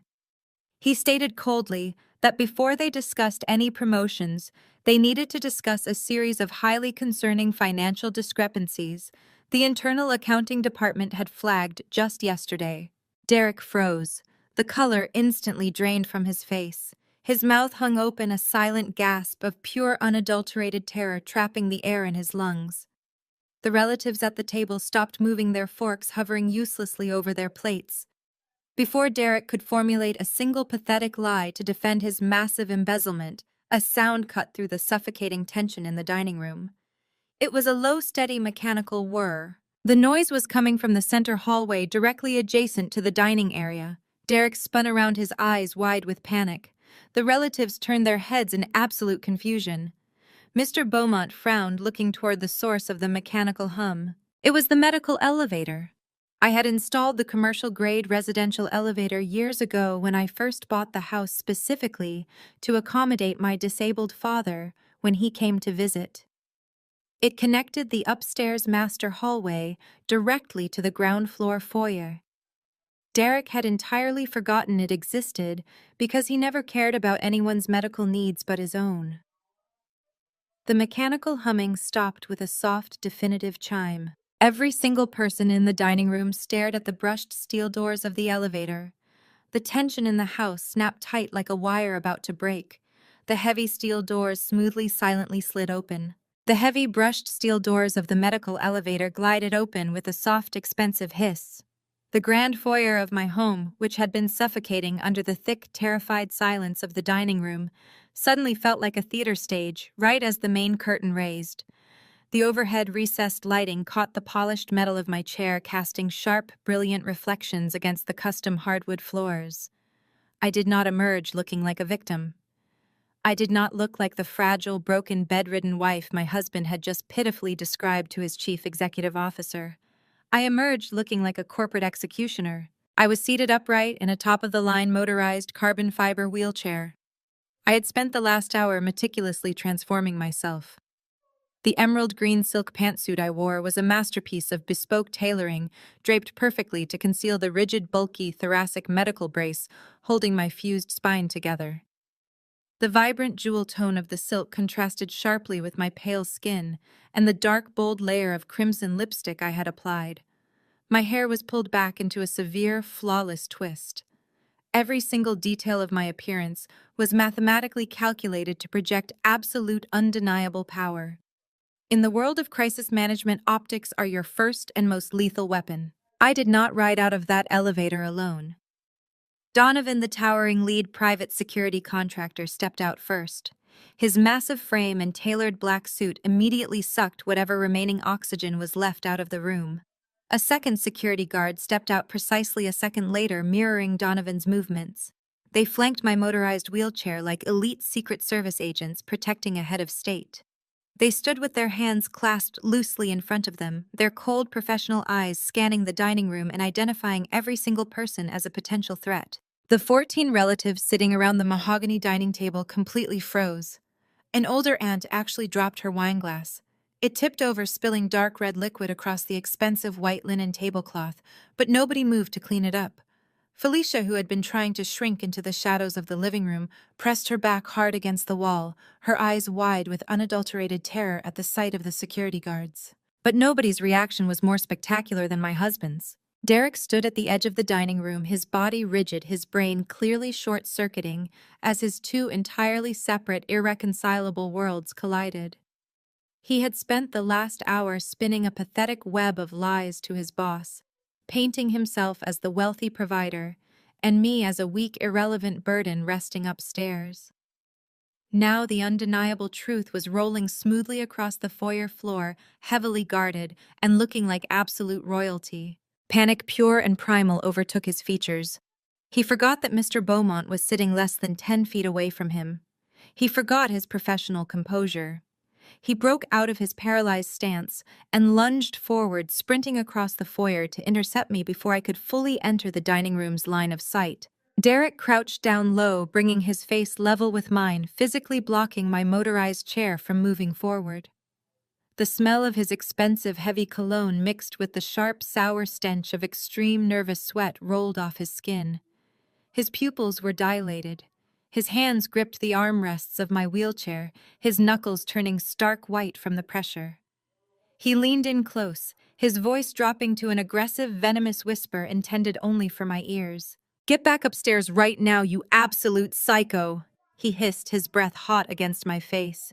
"Turn this chair around and get back in your metal cage. You are ruining everything. If you say a single word to my boss, I swear to God I will destroy you." I did not flinch. I did not blink. I did not even look at his face. I kept my gaze fixed perfectly straight ahead, looking right through his pathetic, sweating forehead toward the dining room table where Mr. Beaumont was currently rising from his chair. I simply moved my right hand, resting my fingers on the mobility joystick mounted to the armrest of my wheelchair. I pushed the joystick firmly forward. The heavy motorized chair surged ahead with immense torque. Derek was forced to stumble awkwardly backward, his expensive leather shoes scrambling against the polished hardwood just to avoid being run over by the heavy machinery. He waved his arms wildly, trying to maintain his balance, entirely abandoning his aggressive posture and looking like an absolute fool. The path to the dining room was now completely clear. I rolled smoothly into the grand archway, my security team walking in perfect synchronization beside me. Mr. Beaumont stood at the head of the dining table. The chief executive officer was a man known for his ruthless composure and unshakable boardroom demeanor. He was an apex predator in the corporate world, a man who fired executives without a second thought and commanded total submission from his subordinates. He had just confronted Derek about massive financial discrepancies, preparing to tear his regional sales director apart. But as I entered the light of the dining room chandelier, Mr. Beaumont stopped dead in his tracks. His hawkish eyes widened. The harsh, commanding scowl on his face instantly vanished, replaced by an expression of profound, uncharacteristic shock. He did not look at Derek. He did not look at the trembling relatives. His eyes were locked entirely on me. Derek, scrambling to regain control of his imploding reality, darted forward. He tried to physically place himself between me and his boss. He threw his hands up, stuttering wildly, desperately trying to construct a new lie. "Mr. Beaumont, I am so sorry," Derek stammered, his voice pitching high with panic. "My wife is heavily medicated. She is suffering from post-operative delusions.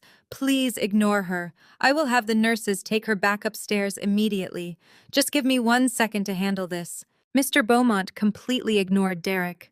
He did not even acknowledge my husband's frantic, pathetic excuses. Instead, the chief executive officer of the multi-million-dollar conglomerate raised his forearm and physically shoved Derek out of his way. It was a dismissive, commanding gesture that swatted my husband aside like an annoying insect.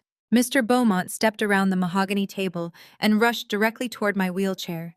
He stopped 2 feet in front of me. He reached up with both hands and quickly straightened the lapels of his dark charcoal suit, adjusting his posture into one of absolute formal respect. Then, in front of my husband and his 14 horrified relatives, the incredibly powerful chief executive officer bowed his head slightly toward me. "Ms. Caroline," Mr. Beaumont said, his voice ringing out with profound gratitude and absolute reverence, "I did not know this was your residence. The risk assessment report you sent me last night just saved my firm from a federal indictment." Derek stood completely paralyzed in the center of the formal dining room. The air in my home had grown so dense and heavy it felt hard to breathe. The words Mr. Beaumont had just spoken hung suspended in the room. "Ms. Caroline, the risk assessment report you sent me last night just saved my firm from a federal indictment." Derek stared at his chief executive officer, his mouth opening and closing like a suffocated fish. His brain was violently short-circuiting. The cognitive dissonance was simply too massive for his narcissistic mind to process. For 4 years, Derek had aggressively minimized my existence. He had told his entire family, his friends, and his colleagues that I was just a paranoid paper pusher. He had convinced himself that my corporate crisis management job was nothing more than glorified secretarial work. He believed he was the mighty regional sales director, the undisputed king of our household, while I was merely his fragile, irrelevant wife. Now he was watching the most terrifying, powerful man he had ever met in his entire life bow his head to me in absolute reverence. The 14 relatives sitting around the mahogany table were equally paralyzed. Brenda was still clutching her ruined linen napkin, her eyes darting frantically between me, Mr. Beaumont, and her golden boy son. She could not comprehend why this billionaire CEO was treating the woman she had spent the last 24 hours torturing like an absolute deity. Felicia, who had spent the morning searching my home for items to steal, looked physically sick. I did not break eye contact with Mr. Beaumont. I offered him a calm, razor-sharp smile. "I told you that my firm operates with absolute discretion and efficiency, Mr. Beaumont. I appreciate you taking the time to come to my home tonight." Mr. Beaumont stepped closer to my motorized wheelchair, completely ignoring the fact that my husband was hyperventilating just a few feet away. He looked at me with a mixture of awe and fierce professional respect. "Your audit was a masterpiece, Caroline. The board of directors held an emergency meeting this morning to review the data you extracted. You identified a massive, highly sophisticated network of offshore accounts draining our regional sales division. We were hemorrhaging capital, and our internal accounting team had absolutely no idea. You saved us. But I must admit, I am highly confused. Why did you ask me to come to this specific address for dinner to discuss the final findings?" I slowly turned my head. For the first time since I rolled out of the medical elevator, I looked directly into my husband's eyes. Derek was sweating so profusely that his expensive dress shirt was plastered to his skin. His face had turned a sickly, translucent shade of gray. He was shaking violently, his hands trembling at his sides. He knew. In that exact second, looking into my cold eyes, Derek finally realized the catastrophic magnitude of his own mistake. He realized that the legendary ruthless external crisis consultant Mr. Beaumont had hired to audit the company was his own wife. I looked back at the chief executive officer. My voice was smooth, carrying the absolute authority of a woman who held every single card in the deck. "Mr. Beaumont," I said clearly, ensuring my voice reached every corner of the silent dining room. "I told you I had found the exact source of the financial leak in your regional sales division. I thought it would be fitting to present my final undeniable findings over dinner. Right here, with the culprit present." Mr. Beaumont froze. His hawkish eyes narrowed into dangerous slits. He was an apex predator in the corporate world, and it only took him a fraction of a second to put the pieces together. He slowly turned his head, his gaze shifting from my wheelchair to the sweating, trembling man standing near the head of the table. Derek took a clumsy step backward, stumbling over his own feet. He threw his hands up in a frantic defensive gesture. "Mr. Beaumont!" "No," he stammered, his voice cracking into a high-pitched, pathetic whine. "Sir, please! There is a massive misunderstanding here. She is just my wife. She is heavily medicated from her spine surgery. She does not know what she is talking about. You cannot possibly believe this. I am your top regional director. I built this division." Mr. Beaumont did not say a single word.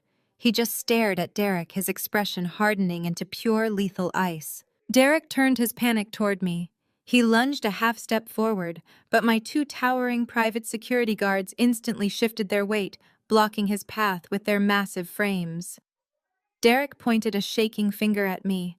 "Caroline, stop this right now!" he shrieked, entirely abandoning his professional facade. "Tell him you are lying. Tell him you are just confused from the painkillers. You are ruining my life." I ignored his pathetic screaming. I calmly reached into the pocket of my emerald green silk suit jacket and pulled out my smartphone. I held it up for Mr. Beaumont to see. As a forensic auditor, I do not rely on theories or accusations. I said, my voice cutting through Derek's hysterical whining like a surgical scalpel.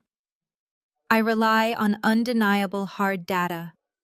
I tracked every single fraudulent vendor invoice, every phantom logistics company, and every shell consulting firm that was used to siphon money out of your accounts. I followed the digital footprint straight through the corporate firewall, right into a series of secondary hidden bank accounts. I raised my phone. I tapped the screen casting application, linking my device directly to the massive 85-inch smart television mounted on the living room wall behind the dining table. I pressed a single button. The giant television screen flashed blindingly white, illuminating the horrified faces of the 14 relatives sitting at the table. A high-resolution presentation slide appeared on the display in stark, unavoidable clarity. On the left side of the massive screen was a giant high-definition photograph of Derek's official corporate headshot. On the right side of the screen, typed in massive, bold, blood-red lettering, were the words, "Fraudulent Vendor Accounts." Below that damning headline was a meticulously detailed itemized ledger. It showed exactly how much money had been stolen, the exact dates of the transfers, and the routing numbers of the bank accounts where the money had landed. The grand total of the embezzled funds was highlighted in bright yellow at the very bottom of the screen. It was exactly $400,000. A collective gasp ripped through the dining room. Brenda clamped both hands over her mouth, her eyes bulging out of her skull as she stared at the giant screen. Felicia let out a quiet, terrified whimper. The aunts and uncles pushed their chairs back from the mahogany table, physically recoiling from Derek, as if he had just been diagnosed with a highly contagious lethal disease. Mr. Beaumont stepped forward. He looked at the massive screen, his eyes scanning the routing numbers and the fake vendor names. He reached into his suit jacket and pulled out a pair of reading glasses, slipping them onto his face to inspect the data with ruthless precision. The silence in the room was absolute, broken only by the sound of Derek's frantic, hyperventilating breaths. My husband was entirely exposed, stripped of his lies, his money, and his fake power, standing right in the center of the slaughterhouse I had built specifically for him. The massive 85-inch screen bathed the dining room in a harsh, unforgiving white glow. I did not give my husband a single second to recover his breath or formulate a lie. I tapped the screen of my smartphone, and the presentation transitioned instantly to the next slide. A complex, highly detailed flowchart materialized on the display, illustrating a web of financial deception that was as brazen as it was sloppy. I directed my voice entirely to the chief executive officer, ensuring my tone was purely professional and completely devoid of marital emotion. I explained to Mr. Beaumont exactly how his regional sales director had exploited a blind spot in the automated procurement software. Over the past 24 months, Derek had registered 3 dummy logistics corporations using registered agent services in Delaware. He approved his own departmental purchase orders, routing massive payments for non-existent marketing materials and phantom shipping freight directly into these shell entities. From there, the funds were funneled through a series of offshore accounts before landing in hidden domestic checking accounts that Derek personally controlled. Mr. Beaumont stepped much closer to the screen. His jaw clenched so tightly I could see the muscles feathering beneath his skin. He pulled a silver pen from his suit pocket and pointed at a specific line item on the digital ledger. He recognized one of the vendor names immediately. He stated in a voice that sounded like grinding stones that he had personally signed off on a $50,000 budget increase for that specific vendor just last quarter because Derek claimed the funds were absolutely essential for a critical new product launch. I nodded and confirmed his statement without breaking eye contact. I told him that $50,000 never paid for a product launch. I tapped my smartphone screen again. This was the exact moment the corporate tribunal expanded into a brutal family execution. The news slide displayed side-by-side financial comparisons. On the left were the dates and exact amounts of the stolen corporate funds. On the right were the corresponding personal purchases Derek had made within 48 hours of each massive embezzlement transfer. I did not just want to prove to Mr. Beaumont that Derek was a common thief. I wanted to prove to his entire family exactly who he was stealing for. I pointed to a $25,000 transfer from last April. Right next to it was a confirmed receipt from an exclusive luxury travel agency. I looked directly at my mother-in-law. I announced clearly that the stolen corporate funds had paid entirely for Brenda's 2-week all-inclusive Mediterranean cruise. It was the exact same cruise she had spent months bragging about to her country club friends, claiming her highly successful son had treated her like an absolute queen. Brenda let out a sharp, choking sound. She grabbed the edge of the mahogany table, her knuckles turning stark white. She shook her head frantically, muttering to the room that she had absolutely no idea where the money came from. I tapped the screen again. A $15,000 fraudulent invoice from November appeared. Next to it was a series of receipts from high-end designer boutiques. I shifted my cold gaze to Felicia, who was currently pressing her back against the dining room wall in terror. I told the room that those specific stolen funds had financed Felicia's massive collection of authentic designer handbags. I noted that it was quite ironic she felt the desperate need to break into my office and steal my vintage Cartier watch tonight, considering my husband had already spent $15,000 of embezzled corporate cash keeping her draped in luxury brands. Felicia let out a loud, pathetic sob and covered her face with her trembling hands. The rest of the aunts and uncles stared at Brenda and Felicia in absolute revulsion.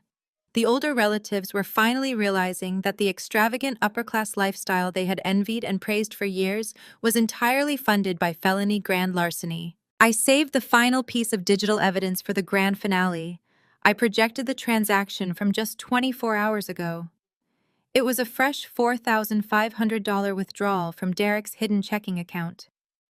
I gestured broadly toward the dining room table, where the rotting, half-eaten lobster tails and expensive cuts of Wagyu beef still sat on my fine china.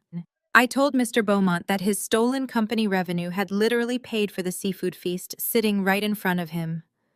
I explained that this entire family gathering was not a vacation. It was a desperate celebratory feast funded by a man who knew he was about to be caught by the upcoming quarterly audit and wanted one last taste of fake power. The silence in the room was deafening. The sheer, unadulterated audacity of the crime was suffocating. Mr. Beaumont slowly took off his reading glasses and folded them, slipping them back into his breast pocket. He turned around to face my husband. He did not yell. He did not scream. He spoke with the quiet, lethal authority of a man who possessed the power to destroy lives with a single phone call. He told Derek that he was not just fired. He told him that the corporate legal team was going to seize every single asset he owned to recover the stolen capital. He promised Derek that he would personally ensure the district attorney pursued the maximum federal sentence for wire fraud and corporate embezzlement. He told my husband he was going to rot in a federal penitentiary for the next 20 years. Derek's legs finally gave out. The last remaining pillar of his fake reality snapped perfectly in half. He collapsed onto the hardwood floor right in front of the dining room table. He fell heavily onto his knees, the expensive fabric of his tailored suit pants sliding against the polished wood. He clasped his hands together in front of his chest and looked up at his chief executive officer. Tears were streaming down his flushed, sweating face. His chest heaved with violent, pathetic sobs. He began to beg. He pleaded with Mr. Beaumont not to call the authorities. He promised he would pay back every single cent if he just had a little more time. But Mr. Beaumont remained as unmovable as a stone wall, staring down at Derek with pure, absolute disgust. Realizing that appealing to his boss's mercy was completely useless, Derek desperately pivoted. He needed a scapegoat. He needed someone else to blame for his own monstrous greed. He turned his tear-streaked face toward my motorized wheelchair. He raised a shaking finger and pointed it directly at my chest.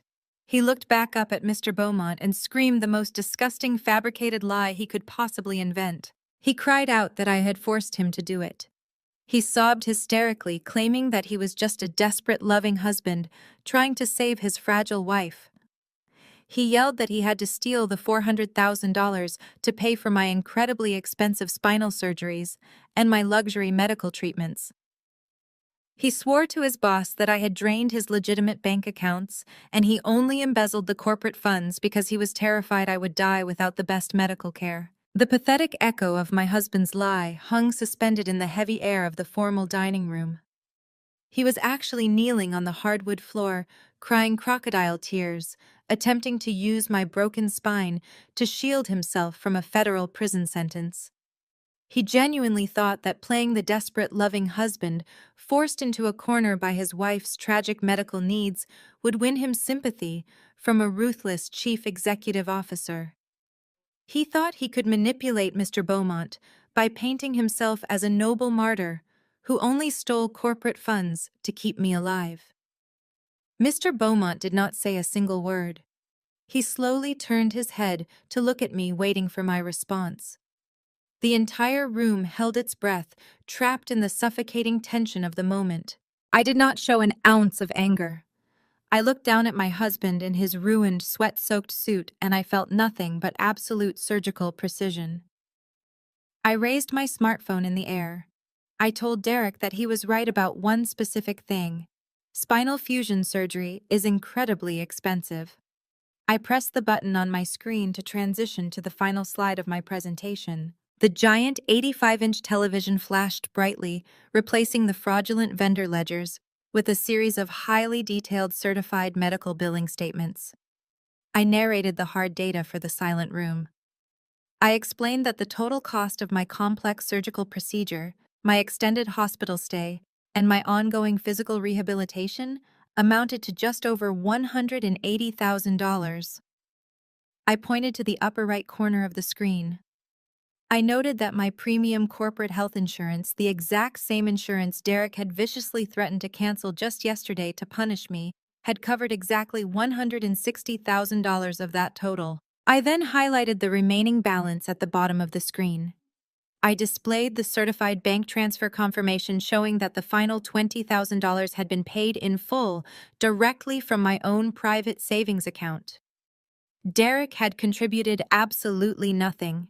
Not a single penny of his embezzled corporate funds had ever gone toward my medical care, my medications, or my recovery. The numerical proof was completely irrefutable. Derek stared at the glowing screen, his mouth opening and closing wordlessly as his ultimate defense was mathematically annihilated. But I was not finished. I wanted to dismantle the very core of his fake loving husband persona so thoroughly that he would never be able to look anyone in the eye ever again. I steered my motorized wheelchair forward, closing the distance until I was looking down directly at him. I lowered my voice, but the chilling, lethal authority in my tone carried to every single corner of the room. I told him not to ever dare use my spine as an excuse for his monstrous greed. I told the room that my husband did not care about my medical emergencies, and he certainly did not care about my physical pain. To prove it, I brought up a memory that I had kept buried for 12 agonizing months. I reminded Derek of exactly where he was on this specific night 1 year ago. I told Mr. Beaumont and the trembling relatives that last year I had been rushed to the emergency room in the middle of the night. I was losing a pregnancy. I was going through one of the most traumatic, physically agonizing experiences of a woman's life, lying on a cold hospital bed, begging my husband to stay with me and hold my hand. I locked eyes with Derek. I told everyone that he had walked right out of the emergency room and left me there bleeding completely alone. He did not leave to go to work. He did not leave to consult with a doctor. He left because his sister Felicia had just been arrested for public intoxication and shoplifting at a downtown nightclub, and Brenda had frantically called him to go bail her out immediately to avoid a public scandal. He prioritized shielding his criminal sister from the consequences of her own actions over comforting his wife while she miscarried their child. A collective gasp echoed through the dining room. Jasmine covered her mouth with her hand, tears of pure horror springing to her eyes. She had known Derek and his family were terrible people, but she had never known the absolute depths of their depravity. Mr. Beaumont looked at Derek with a level of revulsion that transcended professional anger. It was a look reserved for something entirely subhuman. Derek had no defense left. He had no more lies to spin and no more scapegoats to blame. His entire existence had been both mathematically and morally eradicated in front of the most important people in his life. He slumped forward, pressing his sweaty forehead against the hardwood floor, weeping uncontrollably as the absolute certainty of his impending federal prison sentence crushed the remaining breath from his lungs. But while Derek surrendered to his total destruction, his mother did not. Brenda had spent her entire life hiding behind her son's manufactured success. She had worn the expensive jewelry, taken the luxury vacations, and paraded around her social circles as the matriarch of a wealthy, superior bloodline. Now the stolen money was gone. The fake reputation was dead. The golden boy she worshipped was going to be locked in a federal cage for the next 20 years. Her narcissistic mind violently rejected the reality of the situation. She completely snapped. She let out a high-pitched, guttural scream of pure, unhinged rage. She refused to accept that her son was a criminal and a failure. In her delusional, twisted brain, there was only one person responsible for this nightmare. Me. Brenda spun away from the dining table. She reached out and grabbed a heavy, solid crystal vase sitting on the marble console. She raised the heavy glass high above her head, her face contorting into a mask of pure, violent madness. She charged directly at my wheelchair, screaming at the top of her lungs that I had ruined her son. Brenda raised the heavy crystal vase high above her head. Her face was contorted into a mask of pure, violent madness. She charged directly at my wheelchair, screaming at the top of her lungs that I had ruined her son. She genuinely believed she could just smash her way out of this nightmare by using physical force. She thought she could silence me the way she had silenced everyone else in her life. But she forgot she was not dealing with a fragile victim anymore. She was dealing with a woman protected by highly trained professionals. Before Brenda could even take 2 full steps toward me, Donovan moved. The towering lead security contractor did not even flinch. He stepped smoothly and swiftly directly into her path. With brutal, effortless precision, he intercepted her frantic charge. He grabbed her wrist mid-swing, forcing her arm down, and twisted her body to the side, using her own reckless momentum against her. The heavy crystal vase slipped from her grasp and crashed onto the hardwood floor, shattering into 1,000 glittering pieces. Donovan swept her legs out from under her and drove her straight down onto the polished wood. Brenda let out a shocked, breathless gasp as the air was knocked out of her lungs. Another security guard immediately stepped forward to assist.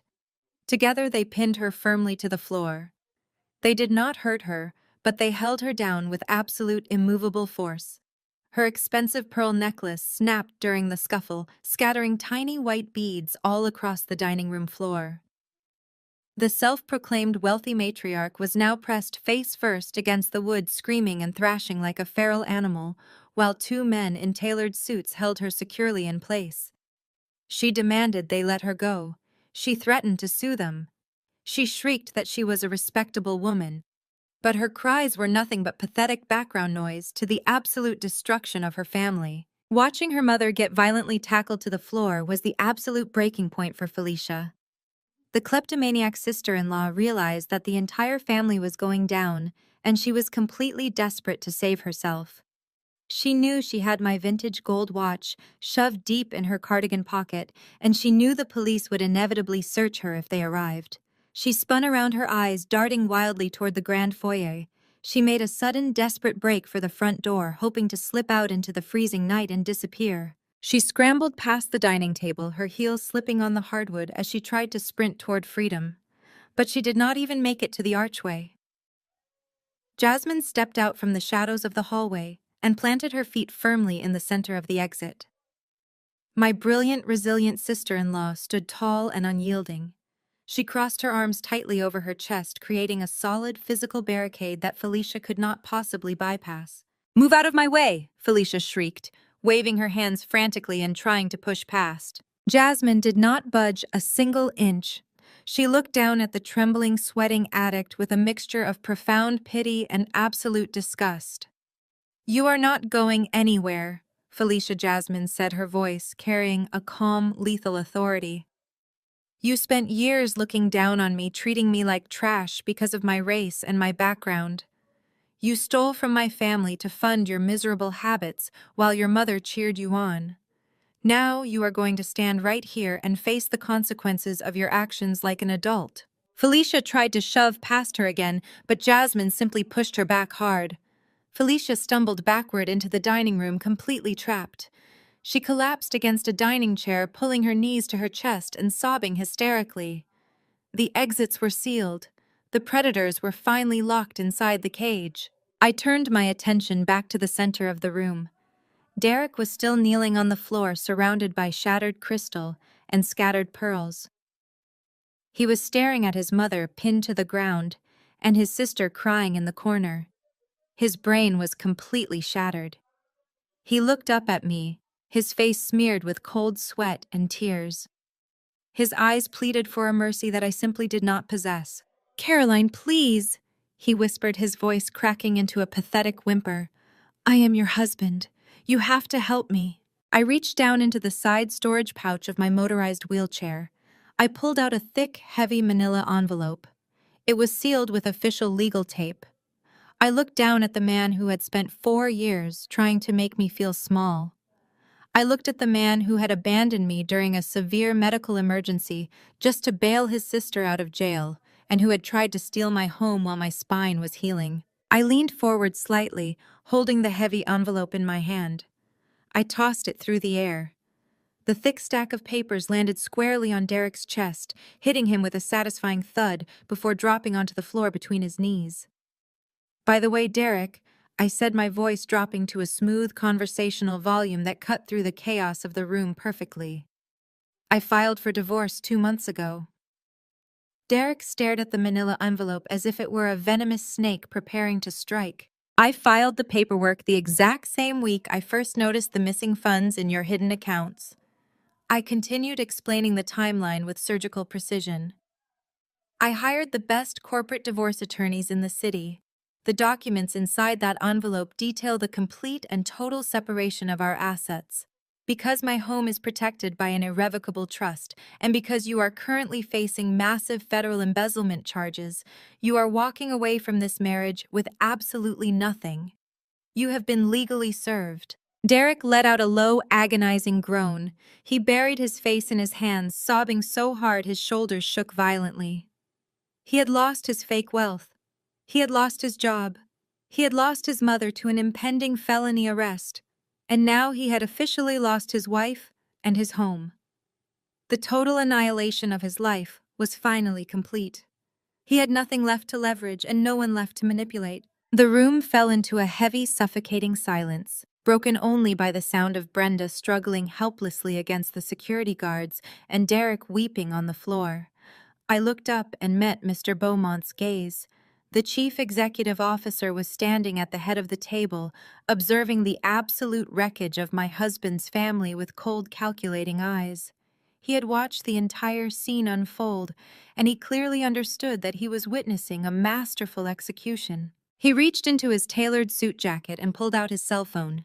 He looked directly at Derek and delivered the final fatal blow to the evening. "I am calling the police," Mr. Beaumont announced, his voice ringing out with absolute chilling finality. "No one leaves this room." Mr. Beaumont did not dial the standard emergency dispatch. As a man who ran a multi-million-dollar conglomerate, he had a direct line to the Financial Crimes Division of the City Police Department. He held the phone to his ear and spoke with a terrifyingly calm, clinical precision. He reported an active case of grand larceny, wire fraud, and corporate embezzlement. He gave them my exact home address and informed them that the suspect was currently contained on the premises and considered a flight risk. Derek let out a guttural, hollow wail. He buried his face into the hardwood floor, his tears mixing with the dust of shattered crystal and scattered pearls from his mother's broken necklace. He pounded his fists weakly against the wood, defeated and broken. Brenda, who was still pinned firmly to the floor by my private security team, finally stopped thrashing. The sheer reality of the police being called on her precious, perfect son completely short-circuited her aggressive mind. She went entirely limp, staring blankly at the legs of the dining chairs. Over by the hallway archway, Felicia slowly slid down the wall until she was sitting on the floor, hugging her knees tightly to her chest. Jasmine stood over her, an unyielding sentinel, making absolutely sure the kleptomaniac addict could not make a sudden break for the back door. The remaining 12 aunts, uncles, and cousins huddled together in the living room, terrified to even breathe too loudly. They were paralyzed, trapped in the epicenter of a corporate execution. We waited in silence. I sat perfectly still in my motorized wheelchair, my spine held rigid by my medical brace, but my mind soaring with a profound sense of absolute victory.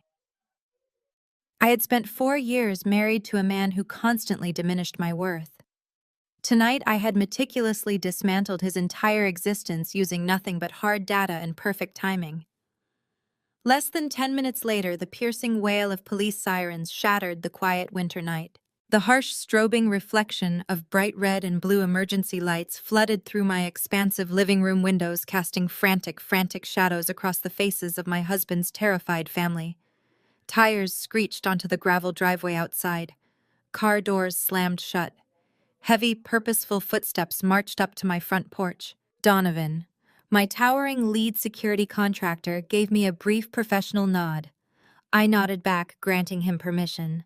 He walked to the grand foyer and pulled the heavy mahogany front door wide open. 6 uniformed police officers stepped over the threshold, immediately followed by 2 plainclothes detectives from the white-collar crimes unit.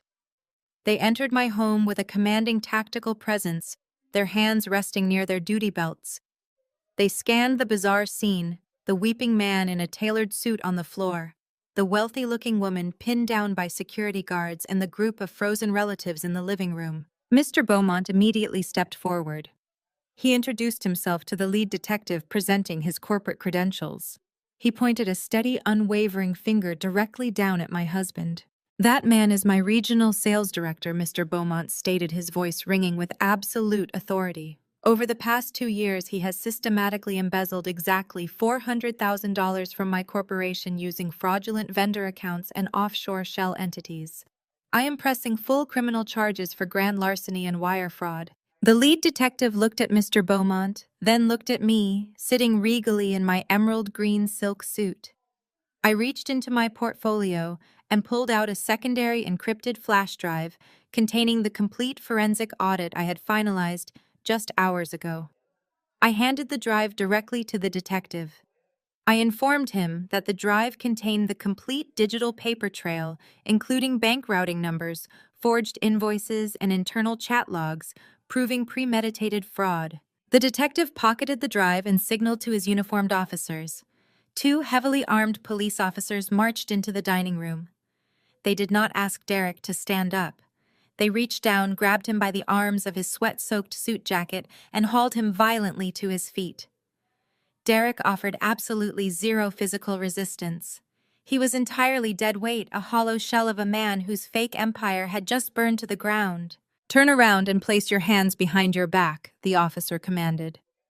Derek slowly turned around. He looked at his mother, who was watching him from the floor with wide, horrified eyes. He looked at his aunts and uncles, the very people he had spent years trying to impress, now staring at him with pure, unadulterated disgust.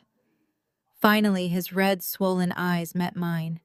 He opened his trembling mouth to say something, to beg for one last shred of mercy, but no words came out. The sharp, heavy metallic click of police handcuffs snapping shut around his wrists echoed like a gunshot through the silent dining room. "Derek, you have the right to remain silent," the arresting officer stated in a loud, clear voice, reciting the Miranda rights. "Anything you say can and will be used against you in a court of law. You have the right to an attorney. If you cannot afford an attorney, one will be provided for you." Every single word of the Miranda warning was a physical blow to the family's manufactured pride. The golden boy, the supposedly wealthy provider, was being hauled away like a common street thief. The officer spun him around and began marching him toward the front door, his head hanging low in absolute public disgrace. With the primary suspect secured, the lead detective turned his attention to the rest of the chaotic room. He looked at Brenda, whom the security guards had just allowed to sit up. He looked at the trembling relatives crowded onto my velvet sofas. He asked me directly who all these people were and if they were involved in the financial crimes. I steered my motorized wheelchair forward, placing myself directly in the center of the room.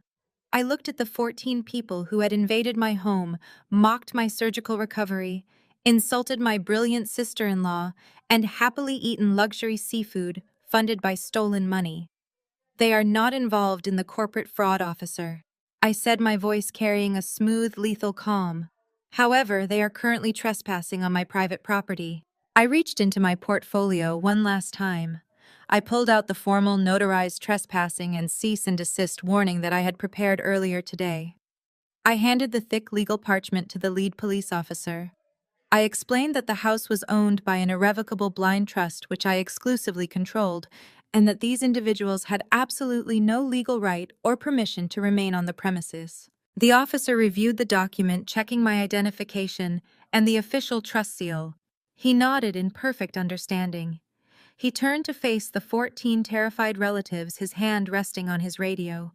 "You heard the homeowner," the officer announced loudly. "This is private property, and you are legally trespassing. Gather your belongings immediately." I moved my wheelchair slightly forward, ensuring I had the full attention of every single relative in the room.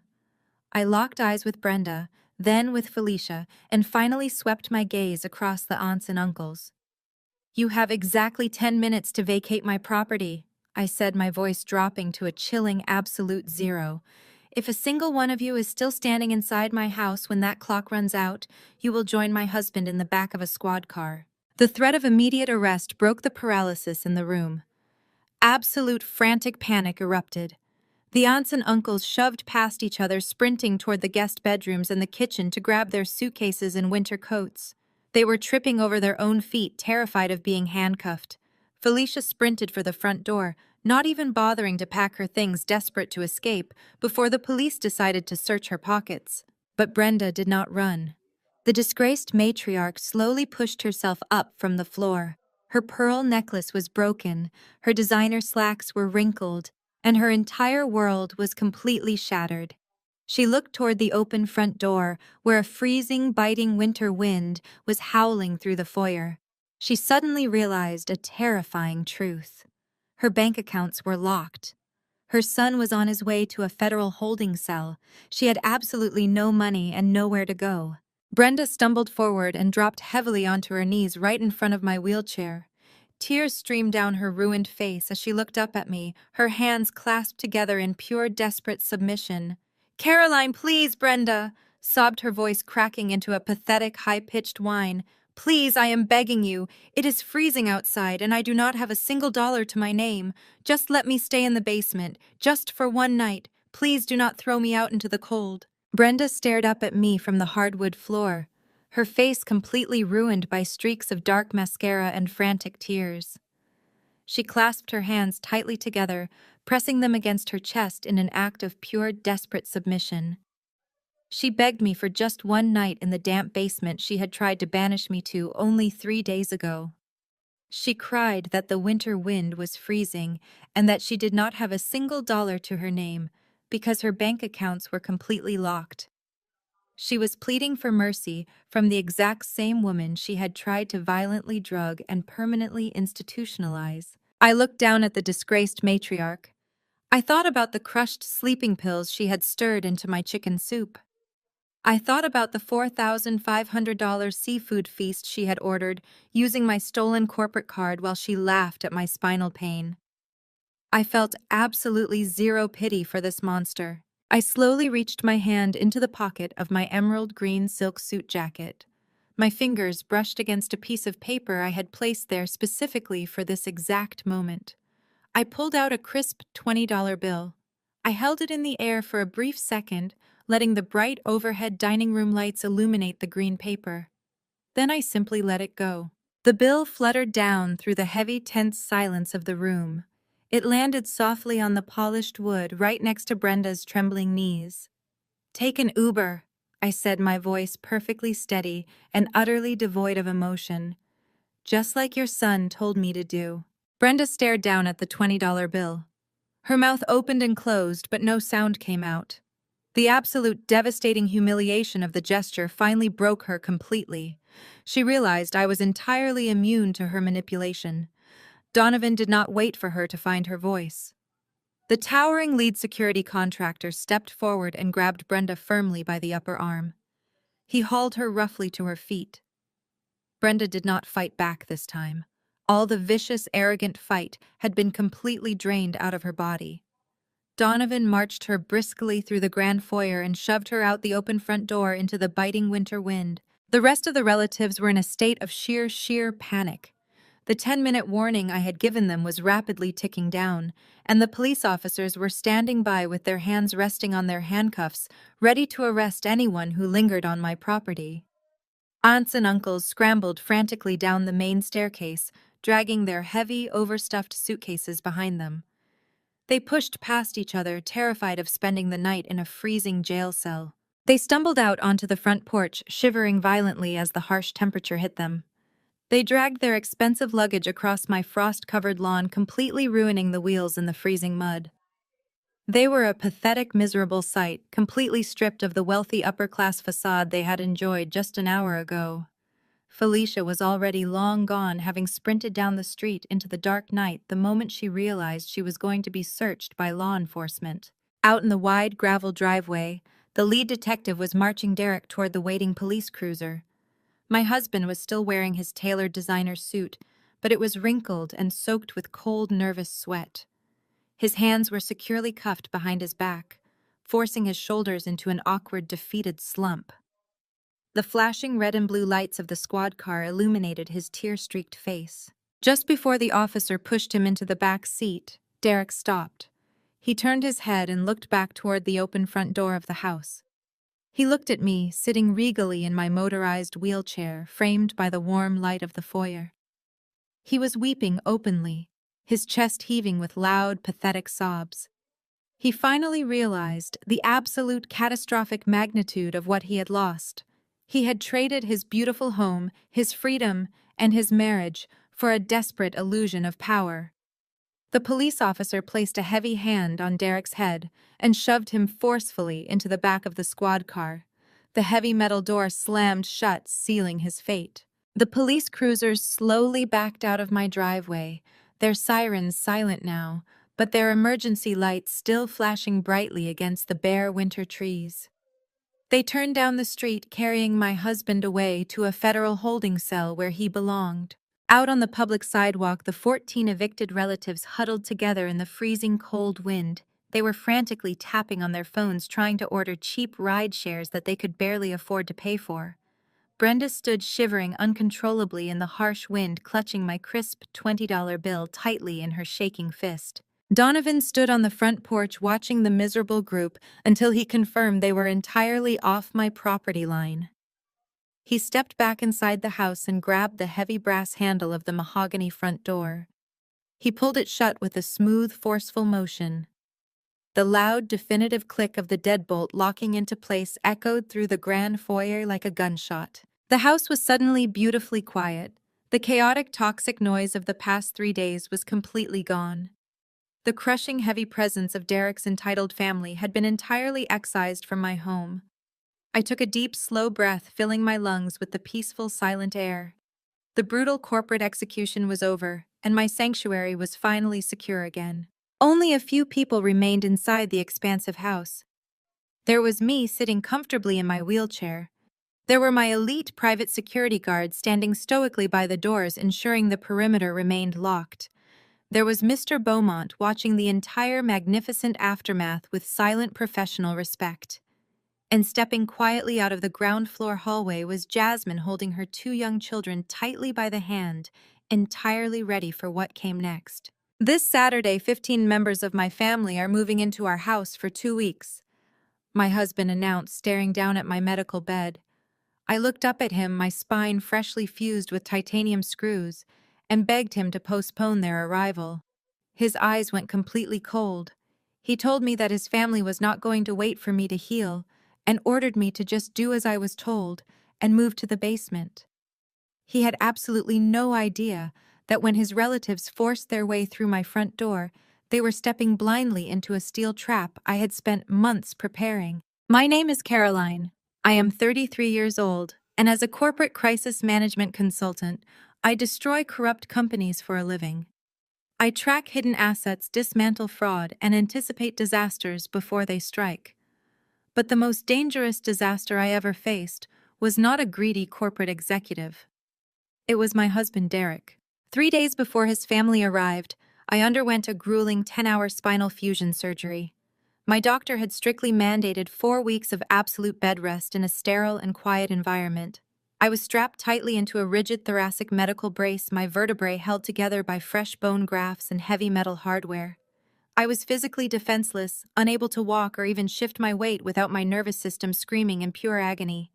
Derek knew all of this.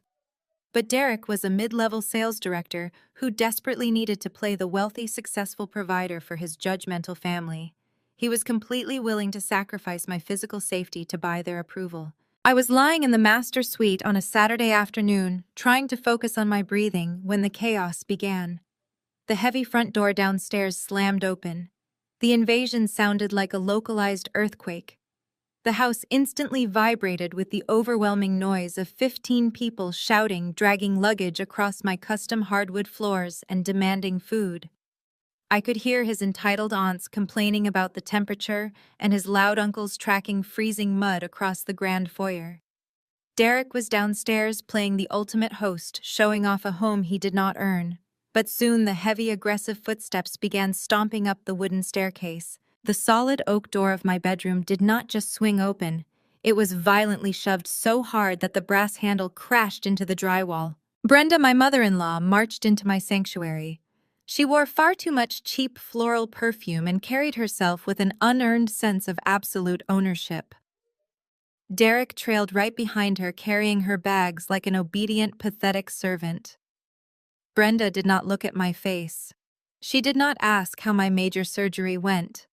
Instead, she heaved a massive hard-shell suitcase directly onto the foot of my bed. The heavy luggage crashed down onto my legs. The sudden violent impact sent a shockwave of pure white-hot agony straight up my freshly fused spine.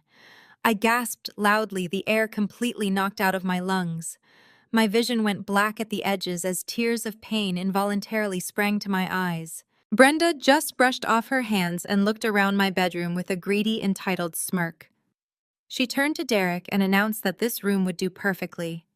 She pointed a manicured finger at me and stated that I needed to pack up my medical equipment and move down to the basement immediately. She loudly complained that her own back was feeling a bit stiff from her commercial flight, and she required the heated mattress in the master suite for the duration of their 2-week vacation.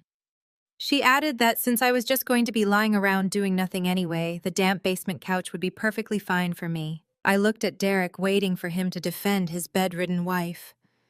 Instead, my husband of 4 years crossed his arms and looked at me with cold impatience.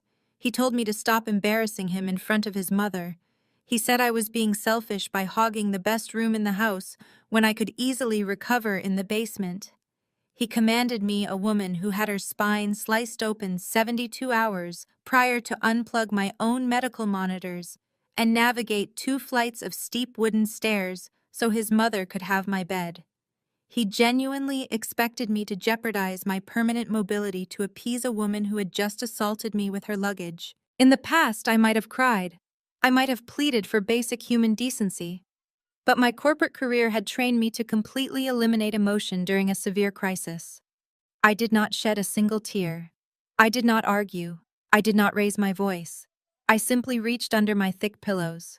My fingers wrapped around a sleek, modified smart home remote. I had commissioned an elite private security firm to secretly install a customized defense system while Derek was away on a business trip weeks before my surgery. I knew my husband was a narcissist, and I knew his mother was a predator. I knew this day was coming. I looked Brenda dead in the eye and pressed the red button. A loud mechanical warning siren chirped twice from the ceiling above. Before Brenda or Derek could even react, the acoustic panels above the foot of my bed split wide open. A heavy-duty hurricane-grade steel security shutter dropped from the ceiling with terrifying speed. It slammed into the reinforced steel grooves installed in the floor with a deafening metallic boom. This was not a simple garage door. It was an industrial barricade designed to protect high-end jewelry stores and bank vaults from armed robberies. The heavy metal locked into place with a series of thick deadbolts that clicked shut simultaneously effectively, turning my half of the master bedroom into an untouchable panic room. In less than 3 seconds, my bed area was completely and permanently sealed off from the rest of the master suite by an impenetrable wall of solid steel. Through the reinforced glass viewing slit at the top of the shutter, I watched Derek's face contort with absolute rage. He lunged forward and pounded his fists against the cold steel, screaming that I was insane. He yelled that this was his house and demanded I raise the barrier immediately. I adjusted my pillows, settled back into the warmth of my heated mattress, and pressed the bedside intercom button. My voice echoed cleanly through the ceiling speakers on their side of the room. Check your email, Derek. The greatest lesson from this ordeal is that true security never comes from waiting for toxic people to change. It comes from radical self-reliance and ironclad boundaries. My husband and his family masked their greed as familial duty, expecting me to play the silent victim. But a marriage certificate does not excuse abuse. By protecting my assets and trusting my instincts, I turned my vulnerability into an impenetrable fortress. We must stop setting ourselves on fire to keep selfish people warm. Have you ever built a fortress to protect your peace? Please share your story in the comments below. Comments below. Comments below. Comments below. Comments below. Comments below. Comments below. Comments below. Comments below. Comments below. Comments below. Comments below. Comments below. Comments below.